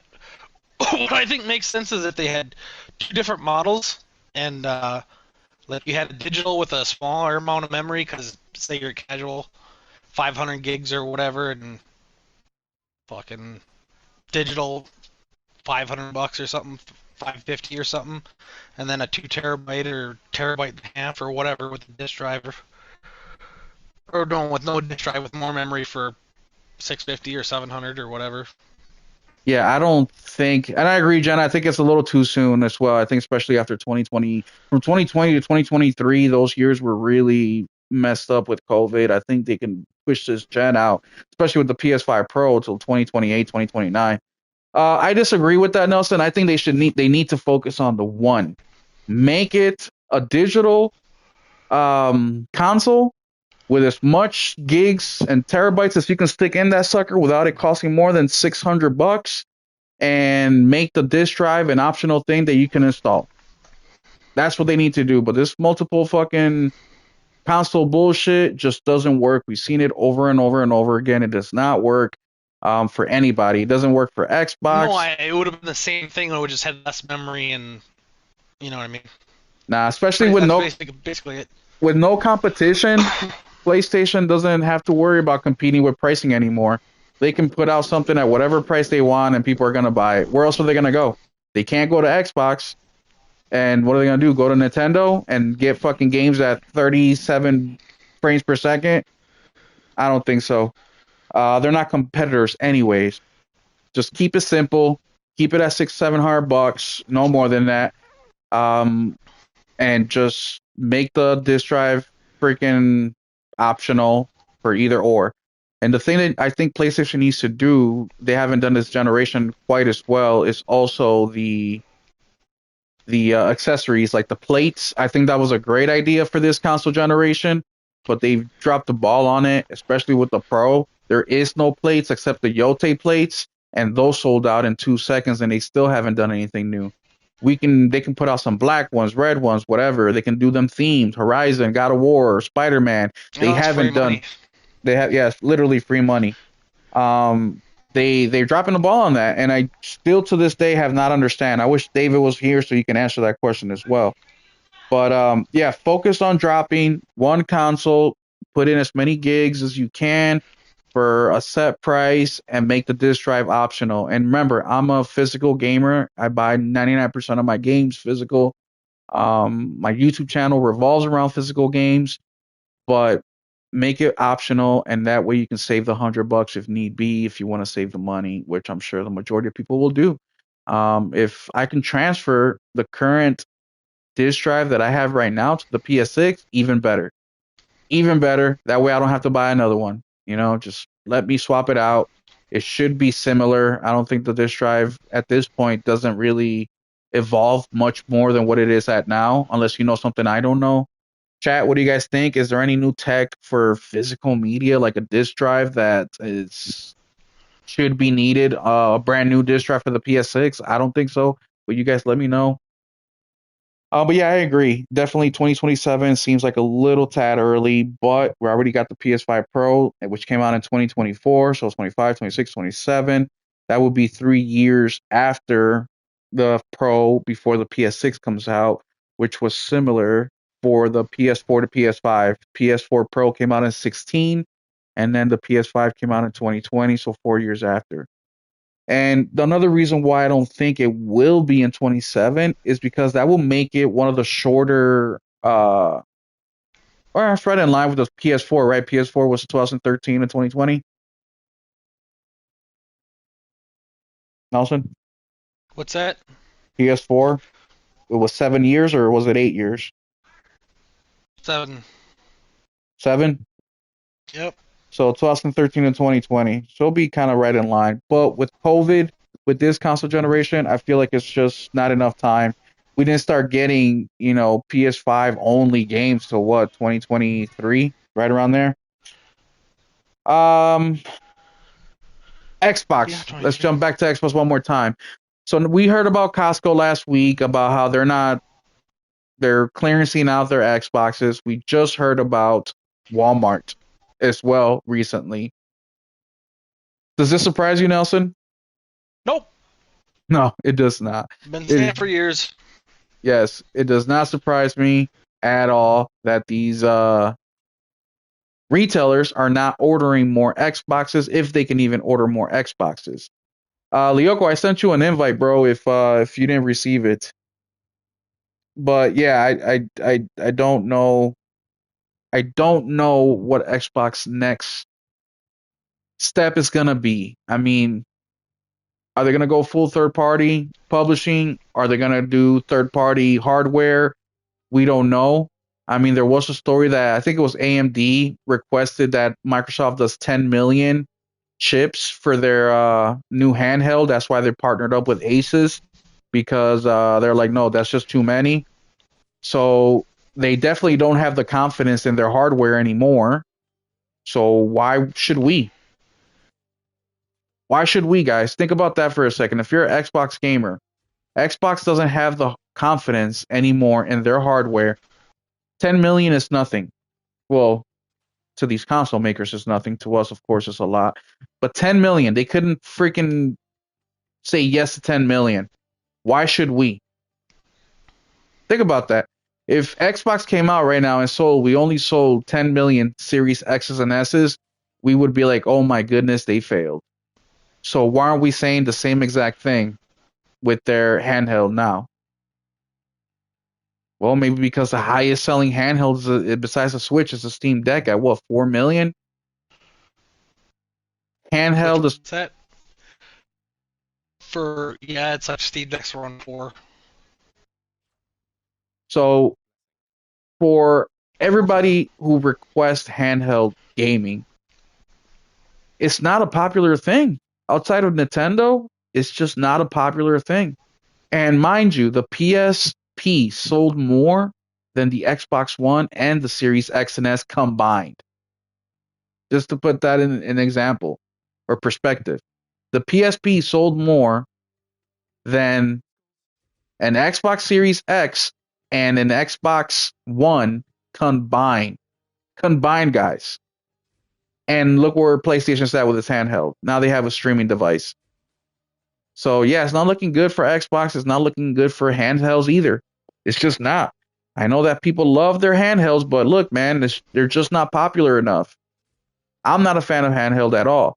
The only reason I have a Switch is so I can experience their first party games and as a day night release experience for me and my son. That's the only reason I got a Switch too. Uh, oh, Leoko, you're not coming in? Okay. And then the last thing we want to get into is a little bit of GTA news. So GTA, people were tripping about the pricing. Well, we have an article here by Game Rant that says GTA 6 price concerns erased by new survey. I'm going to read this article for you guys. It says here a new consumer study suggests that Grand Theft Auto 6 would risk leaving money on the table if its entry level price was above $69.99. The findings ease recent GTA 6 pricing concern voiced by fans. As one of the most anticipated video games of all time, GTA 6 has long been expected by some industry watchers to push the boundaries of standard AAA pricing. This perception has fueled speculations of $80 or even $100 price tag, appearing in analyst notes, retailers, placeholders, and fans' discussions that emerged online since the game's late 2023 reveal. $70 GTA 6 launch would earn more than $100 sticker, surveys suggest. Although Takes-Two had already signaled that GTA 6 will have multiple editions, some of which are bound to be more expensive than others, concerns about the publisher trying to push the envelope of entry-level pricing may be misplaced. That's the takeaway from recent study by Media Research, which suggests a $69.99 launch would earn more money than pricing the base game higher. The findings are based on a Gabber Grander style survey of 2,000 U.S. customers. The Gabber-Granger method is a straightforward survey technique where respondents are asked whether they would buy a certain product at some realistic price point. Based on binary answers, the researcher then nudges the price up or down as the survey continues, eventually finding the highest price that the majority of respondents are willing to pay. Gabber-Granger method is a common technique for determining consumer-facing products pricing across many industries. Based on Media's representative sample data, 59% of U.S. consumers are interested in purchasing Rockstar's upcoming game. When a title appeals to both fans and the broker market, companies must strike a careful balance in pricing strategy. Take-Two has thus likely conducted extensive research into potential GTA 6 launch pricing, and its findings align with Media's. The game's likely to debut above the standard $69.99 price point for modern AAA releases. The possibility of a $70 launch mostly aligns with recent reports by leaker Millie A, who claimed GTA 6 will launch in 3 editions: Standard, Deluxe, and Premium. The same source shared alleged UK pricing, stating that game will start at 70 for higher tiers, edition price at 90 and 110. So I'm in line with this thinking. When people say that the base model for GTA 6 was going to be 80, 90, $100, I quite didn't believe that because we already have that pricing available now. And they do all sorts of things. They give you bonuses, pre order bonuses. They even give you early access to the game, 2 days, a week, whatever. They can still do the same exact thing for GTA.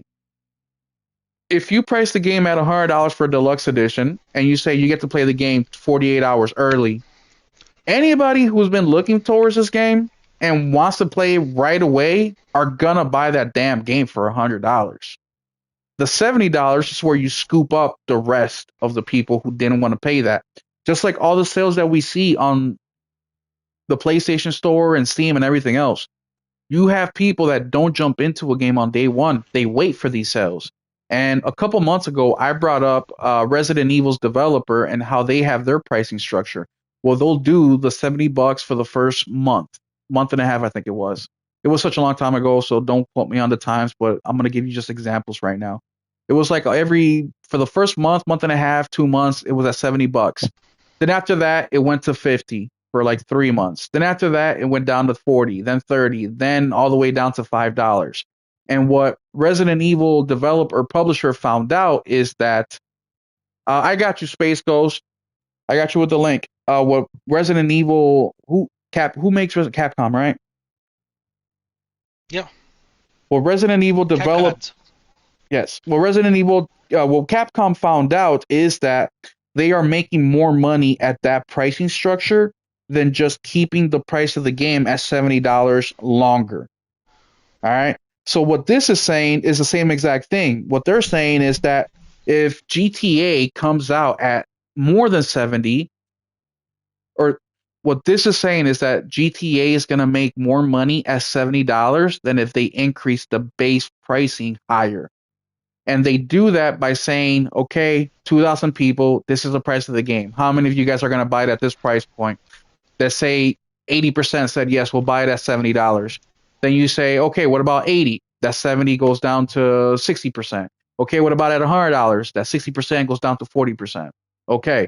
So then based on these questions, they figure out what price is the majority willing to pay. And based on the research, 59% of those 2,000 people say we would buy GTA 6 at 70.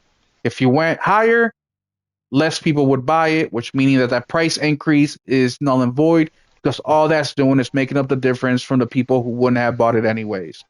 Nelson, what do you think about that? Do you think that that's accurate? Will they'll be at $70, or do you think that no, Rockstar's too greedy? They're gonna try to push it over the limit. They need a lot of money quick. I don't know what they're gonna do because the real money's gonna come in the online. But they say that, but you know what? People are gonna buy 3 copies of it at whatever fucking price it is. So I don't believe that at all. And plus, it goes on sale. I got it for $15 years later. I mean, fuck. Look, People buy the $130 editions. yes, They're usually the highest sold. yeah, people will spend the money that they want to, but the base entry level is what you really got to pay because that's where the majority is going to come in. Now, just Friday, I didn't start playing video games on Friday night till about 9 o'clock at night. Why? Because I was in a meeting with the CEO of my company, the CEO of another company that I work for, not mine. I don't own anything, but the CEO of my company with the CEO of another company. And in this meeting, we were collaborating and both CEO in different parts of the meeting. One CEO led the meeting first, then about an hour later, the other CEO came in. So they didn't hear themselves say this until the second CEO came in. But the first CEO said, I'd rather sell 10 units at $10 than sell 1 unit at $9. Meaning I'm sorry, not $90. He's like, I'd rather sell 10 units at $10 than 1 unit at $90. Meaning he'd rather sell more of the product and make less per product, but make more on the long run than sell a lot with fewer of the product. Second CEO came in, same exact thing. He's like, I'd rather sell 10 items at $1 than sell one item for $10. Same exact thing. And the point is, when you have more people involved with your item, now you have more chances of them buying additional items from you. So if you have a lot more people buying GTA 6, out of those people, how many more sales can you get with the online shit, with the live service? I don't know what they call it in GTA money, but Well, it'll Rock probably be on sale before by the time it even comes out. That might even be free on the site. Who it might knows? exactly. It might even be free. So yeah, I don't buy into the whole they're gonna come out with a game at $100. I just don't buy into that. But chat, you guys let us know in the comments. Let us know if you think that GTA will be selling for more than $70, or you don't think they'll be selling. They'll be selling for regular pricing. I'll be super interested to see what the majority say. I know And damn well if they didn't have live service on that, it'd be 150. oh yeah, if they didn't have live service, it'd be a completely different discussion for sure. For sure. And then what was the other topic I wanted to talk to you guys about? Claire Obscure Expedition 33. This will be the last one we talk about to end the evening here. But this is an article from Game Rant. Claire Obscure developer reveals work has begun on very unique and artsy next game. So when I read that article, without reading it to you guys, I thought that's what you do that. You did a banger of a game, you made a shit ton of money, now you can do a passion project. You know what I'm saying? You filled the bank with money, with funds to keep you going for many years to come. Do a passion project that you don't care if it sells well or not. You just got to get out of your system. Not saying that Expedition 33 is not one of those, because it definitely is, because it wouldn't be that good if it wasn't. But let's get into exactly what they mean by artsy, unique and artsy next game. Claire Obscura Expedition 33 developers Sandfall Interactive has revealed that work has begun on its next game, promising it will be very unique and artsy. Given this description, it feels as though the next title from Sandfall Interactive. What up, Sky? How you doing, man? Um, Given this description, it feels as though the next title from Sandfall Interactive will be right along the same lines as Claire Obscure.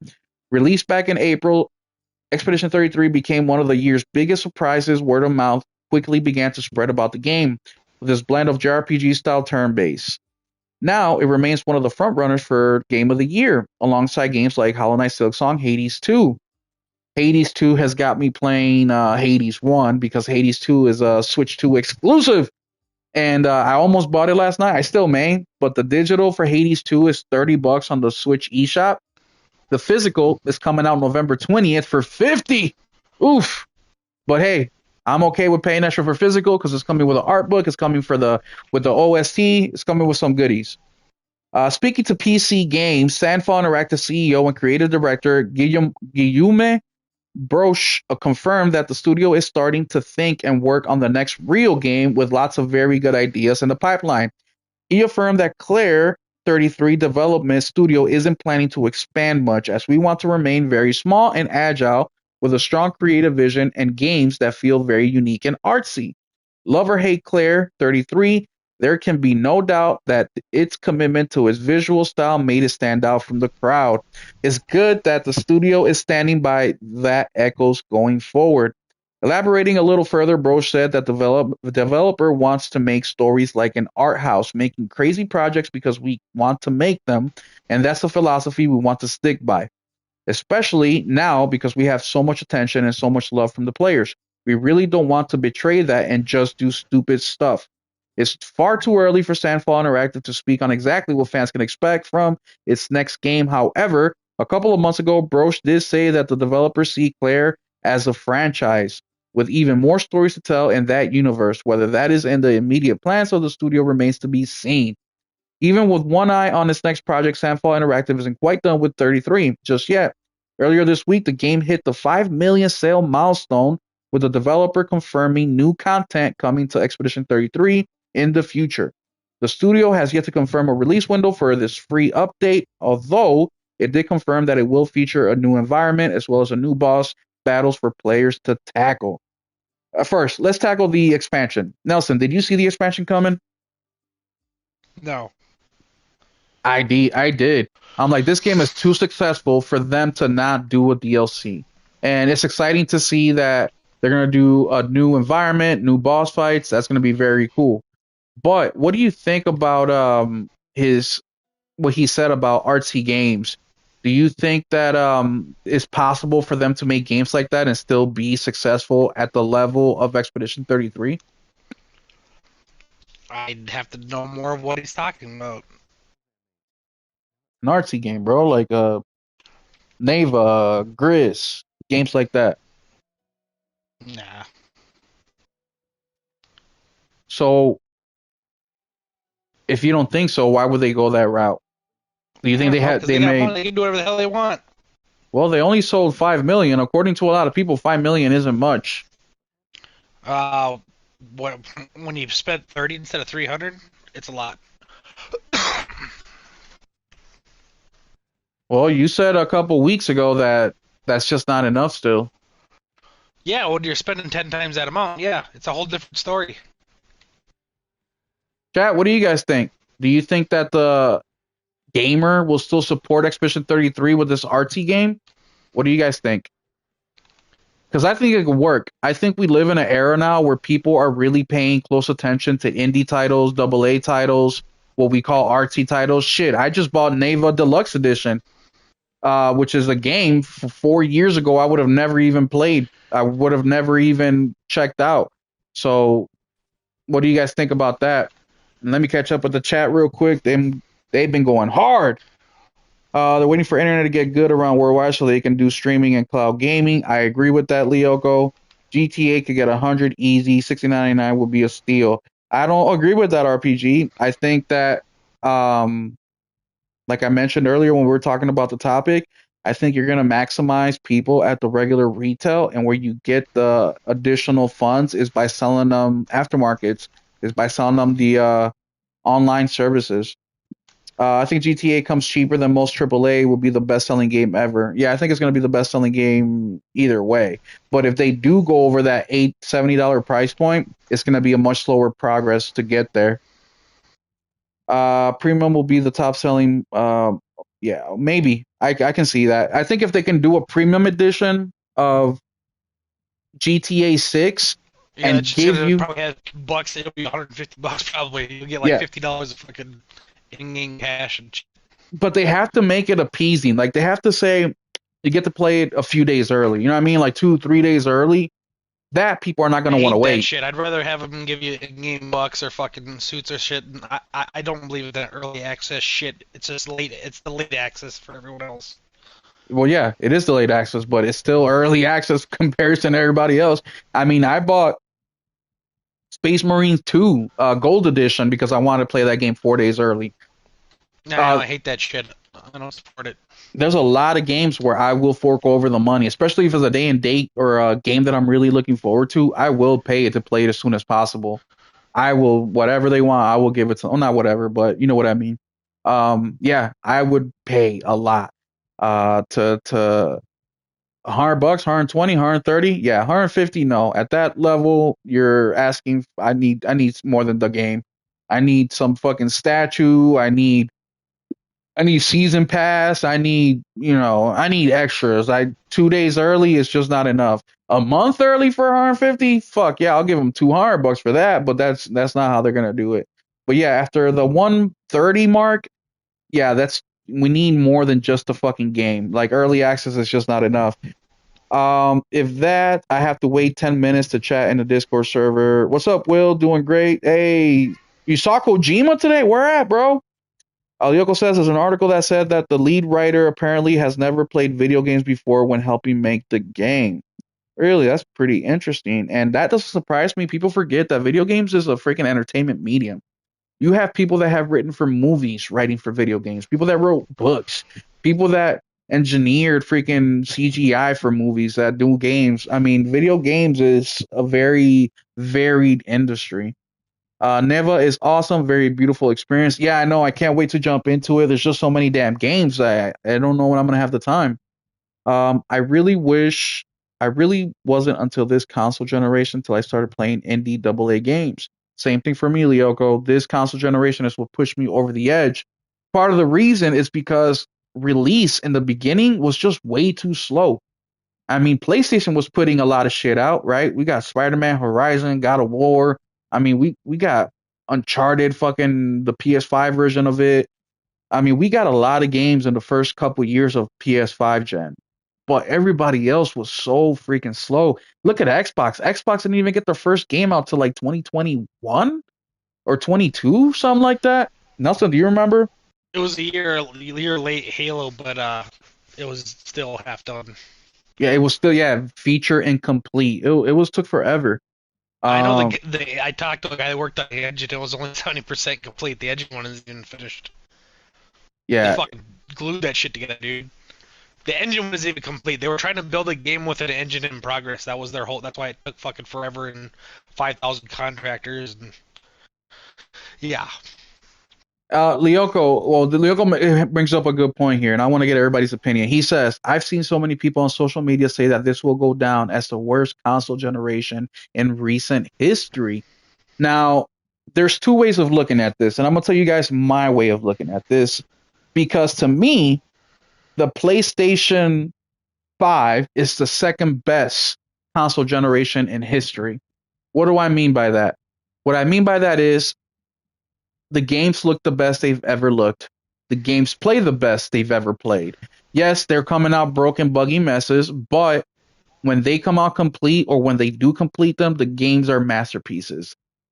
Even back in I remember going to my dad's friend's house. They were having some sort of cookout or something, and his son had a PS1. I had a Nintendo 64. I never had a PlayStation 2 and he was playing Crash Bandicoot. And that little fucker was hogging the controller. I didn't get to play that whole day. He was a piece of shit. Fuck him. If I see him to this day, it's fuck you. But I remember him switching out to Tomb Raider. And the very first thought that came to my mind is, wow, look at all the pixels on the screen. That is the very first thing that I told myself is, wow, what's with all those little blocks?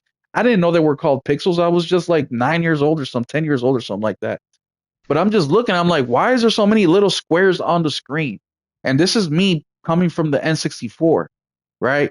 Then we go to the PS2. PS2 is what I consider the best console generation in history because it has one of my favorite games of all time, which is Grand Theft Auto Vice City. It is the reason I got a PlayStation 2 was to play that damn game. But that's what I mean when the PS5 is the second best console generation.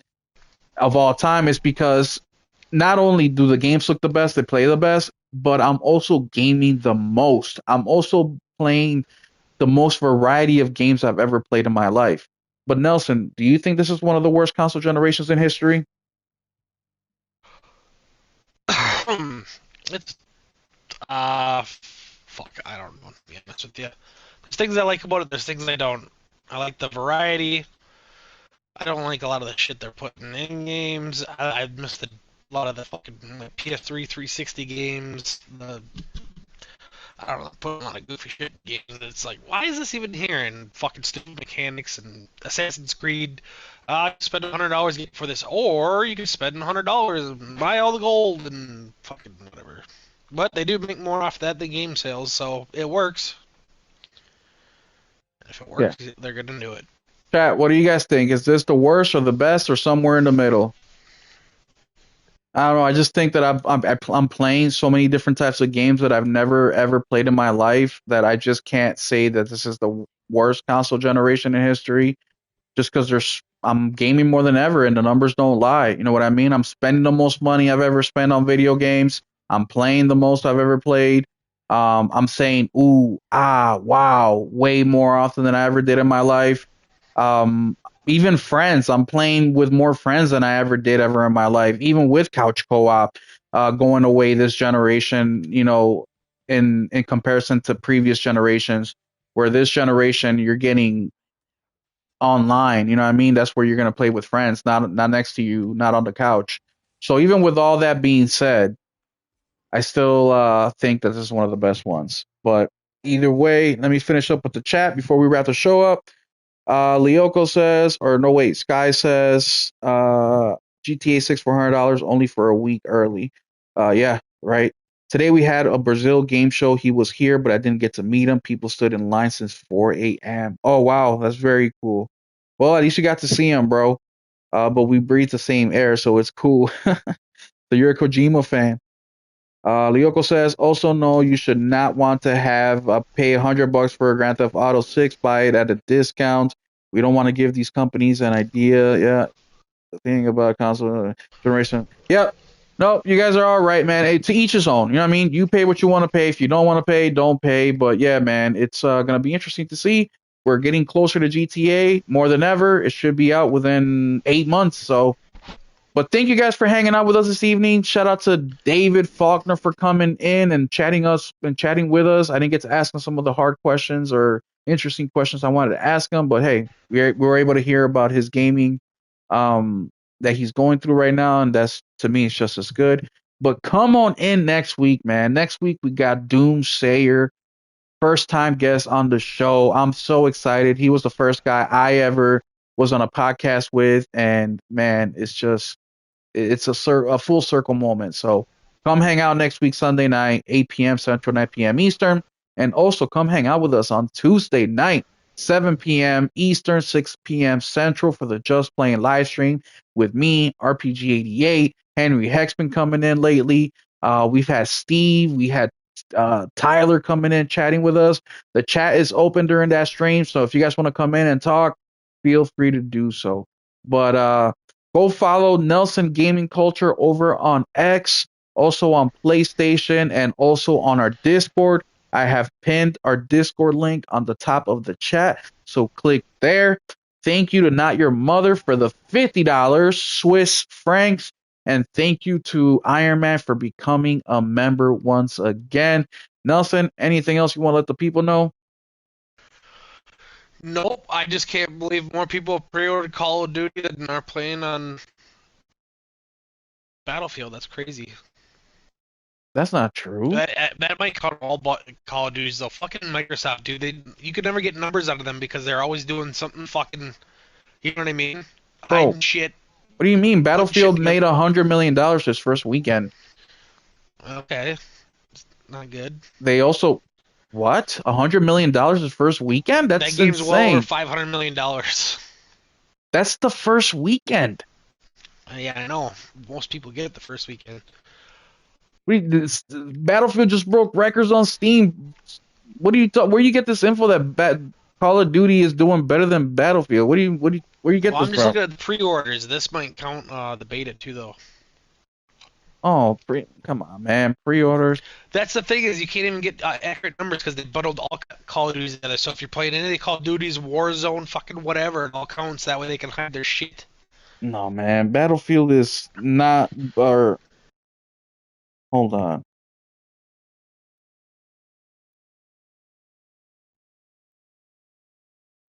Hold on. Because that does not sound right at all, based on what I've been reading all weekend. Let's see here. It says So 151 people have pre-ordered, but they bundle a bunch of them together now. They do that on Steam too. So when you see 50,000 players, it's not them playing look, Black Ops 6. It's look. playing them any fucking Call of Duty. Right here we have the facts. Battlefield 6, released October 10th, has an explosive debut, particularly on Steam, where it peaked at 747,440 concurrent players within hours of launch, smashing EA's previous record and easily surpassing Call of Duty's all-time Steam peak of 491,000. Wow, so almost a third more, almost double from Modern Warfare 2 in 2022. This is even more impressive as it's a paid title without free-to-play Battle Royale mode at launch, though one is planned soon. Analysts estimate it generated over $100 million in pre-launch sales on Steam alone, topping charts and earning 78% positive reviews from 25,000 users. Community buzz on X highlights fans recreating iconic Call of Duty maps like Shipment and Portal Mode, showing crossover appeal. In contrast, the most recent major Call of Duty title, Black Ops 6, released October 25, 2024, had a record-breaking launch with 33.7 million players in its first month across all platforms, including Game Pass, but its Steam concurrency never approached Battlefield 6 numbers, peaking far lower due to strong console and Battle.net adoptions. However, Black Ops 6 player base has declined sharply since dropping 47% by early 2025, from 160K average daily Steam players in November 24 to 87,000 by January 25. By mid 2025, overall COD engagement has its lowest in years, estimated at around 20 to 21 million monthly active users. Current player engagement, Steam concurrency held strong over the weekend with Quest forming due to high demand. Total cross-platform players likely exceed 1 million per EA hints and X reports. X sentiment See, shows. never mind, dude. This is all fucked up. See, they got the Modern Warfare 2. This is all of them. This isn't one game. This is what I'm talking about with Microsoft. When I see the numbers for Call of Duty Black Ops 7, it counts Modern Warfare 2, Modern Warfare 3, Warzone, Black Ops 7, Black Ops 6 cross-gen, free trial. Fucking God, Microsoft is a scummy company. Yeah, it says here Battlefield 6 beta already outperformed Black Ops 7's upcoming November 14th beta by 5 times on Steam. 521,000 versus 99,000. Like, yeah, this night and day difference, dude. They're doubling.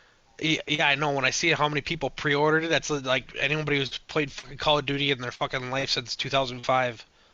This is what I'm talking about with misinformation and fucking. Battlefield 6 is off to a historic start, outperforming COD on PC metrics and reigning the franchise after 2042's flop. Yeah, no, there's a big difference here. Big difference. But there y'all have it, guys. Thank you so much for hanging out with us, man. Appreciate you guys for coming up and chatting with us for a bit. Shout out to David once again. But yeah, join our Discord. Panda, join the Discord. Sky, join the Discord, bro. Let's chat up in there. Lyoko, join the Discord, man. Come through, guys. And also, thank you so very much for making this my 1,000 video on YouTube. It's insane. Insane. But Nelson, anything else you want to let the people know? Nope. Be thrifty. Fucking sales are coming up, so don't go too ape shit yet. Yeah, Black Friday's coming up next month, guys. Next month. So hold your dollars. I have actually it won't be dropping until early November, but I'll tell you guys right now since you're here with me right now. But in the video, and these numbers won't be too accurate because I don't remember, but I bought 8 games during Prime Day sale. Those 8 games are World of Goo 2, Worms Armageddon, Neva Deluxe Edition, Pac-Man World Repack, Spirit of the North 2, Still Wakes the Deep, inescapable, no rules, no rescue. Civilization 7. For those 8 games, I spent a total of $170 for those 8 games. If I would have bought those games at retail, I would have spent $388. I saved 56%. 56%. And I also said in the video, when I took my son and my niece to go see Sonic 3 in the theater, I spent $45 for 3 tickets, one adult, 2 children. Then I bought each of the kids an icy. I bought myself a soda. I bought a large popcorn that we all shared. And I also bought some mozzarella sticks that my son and my niece ate. That whole trip for a 2-hour movie, I spent $100. $55 on snacks, $45 to go in. I just spent $170 on 8 games where I saved close to 60%. That's the same exact thing with my collection. 90% of my collection are games that I buy on sale. So yes, I spend a lot of money on games, but when you look at the cost of ownership, it's extremely fucking low. Yes, recently I have been going crazy with the day one games. That's because I'm making a little bit of money on YouTube, so I'm able to afford a few more day one games that I normally don't buy. But keep an eye out on these sales, man. That's a great time to stack up on the games that you've missed or you've been looking forward to. Only buy the games day one that you're interested in playing. I broke my own rule this last couple months because there's just so many fucking games. But normally that's what I do. I only buy the games day one that I'm gonna play day one. If I'm not gonna play day one, I don't buy it. I wait for the sale. Even if a game goes from $70 to 50, you still save $20. That pays for a month of PS Plus. That buys you another AA game or indie game. That pays for 2 months of Nintendo Online. That pays for so much. So just that $20 savings pays so much. So that's how I'm able to afford so many games, is because I buy them all on sale, or most of them. So keep an eye out for that video. That video should be dropping the first week of November. I'm focusing on October. I have the 4 videos of Halloween coming out at the end of the month. Those are fun videos that I made. I even lit candles to make those. So go check those out. But yeah, man, stay tuned. Hit that notification bell because I post videos daily. I go live 3-4 times a week. I just streamed Battlefield 6 campaign from start to finish this weekend. Took me 3 videos. First video was an hour and a half long. Second video was like 2 hours long. Third video was like an hour and a half long as well. So thank y'all so much for hanging out. We'll catch you guys in the next one. Keep it gaming. God damn, a lot of people came.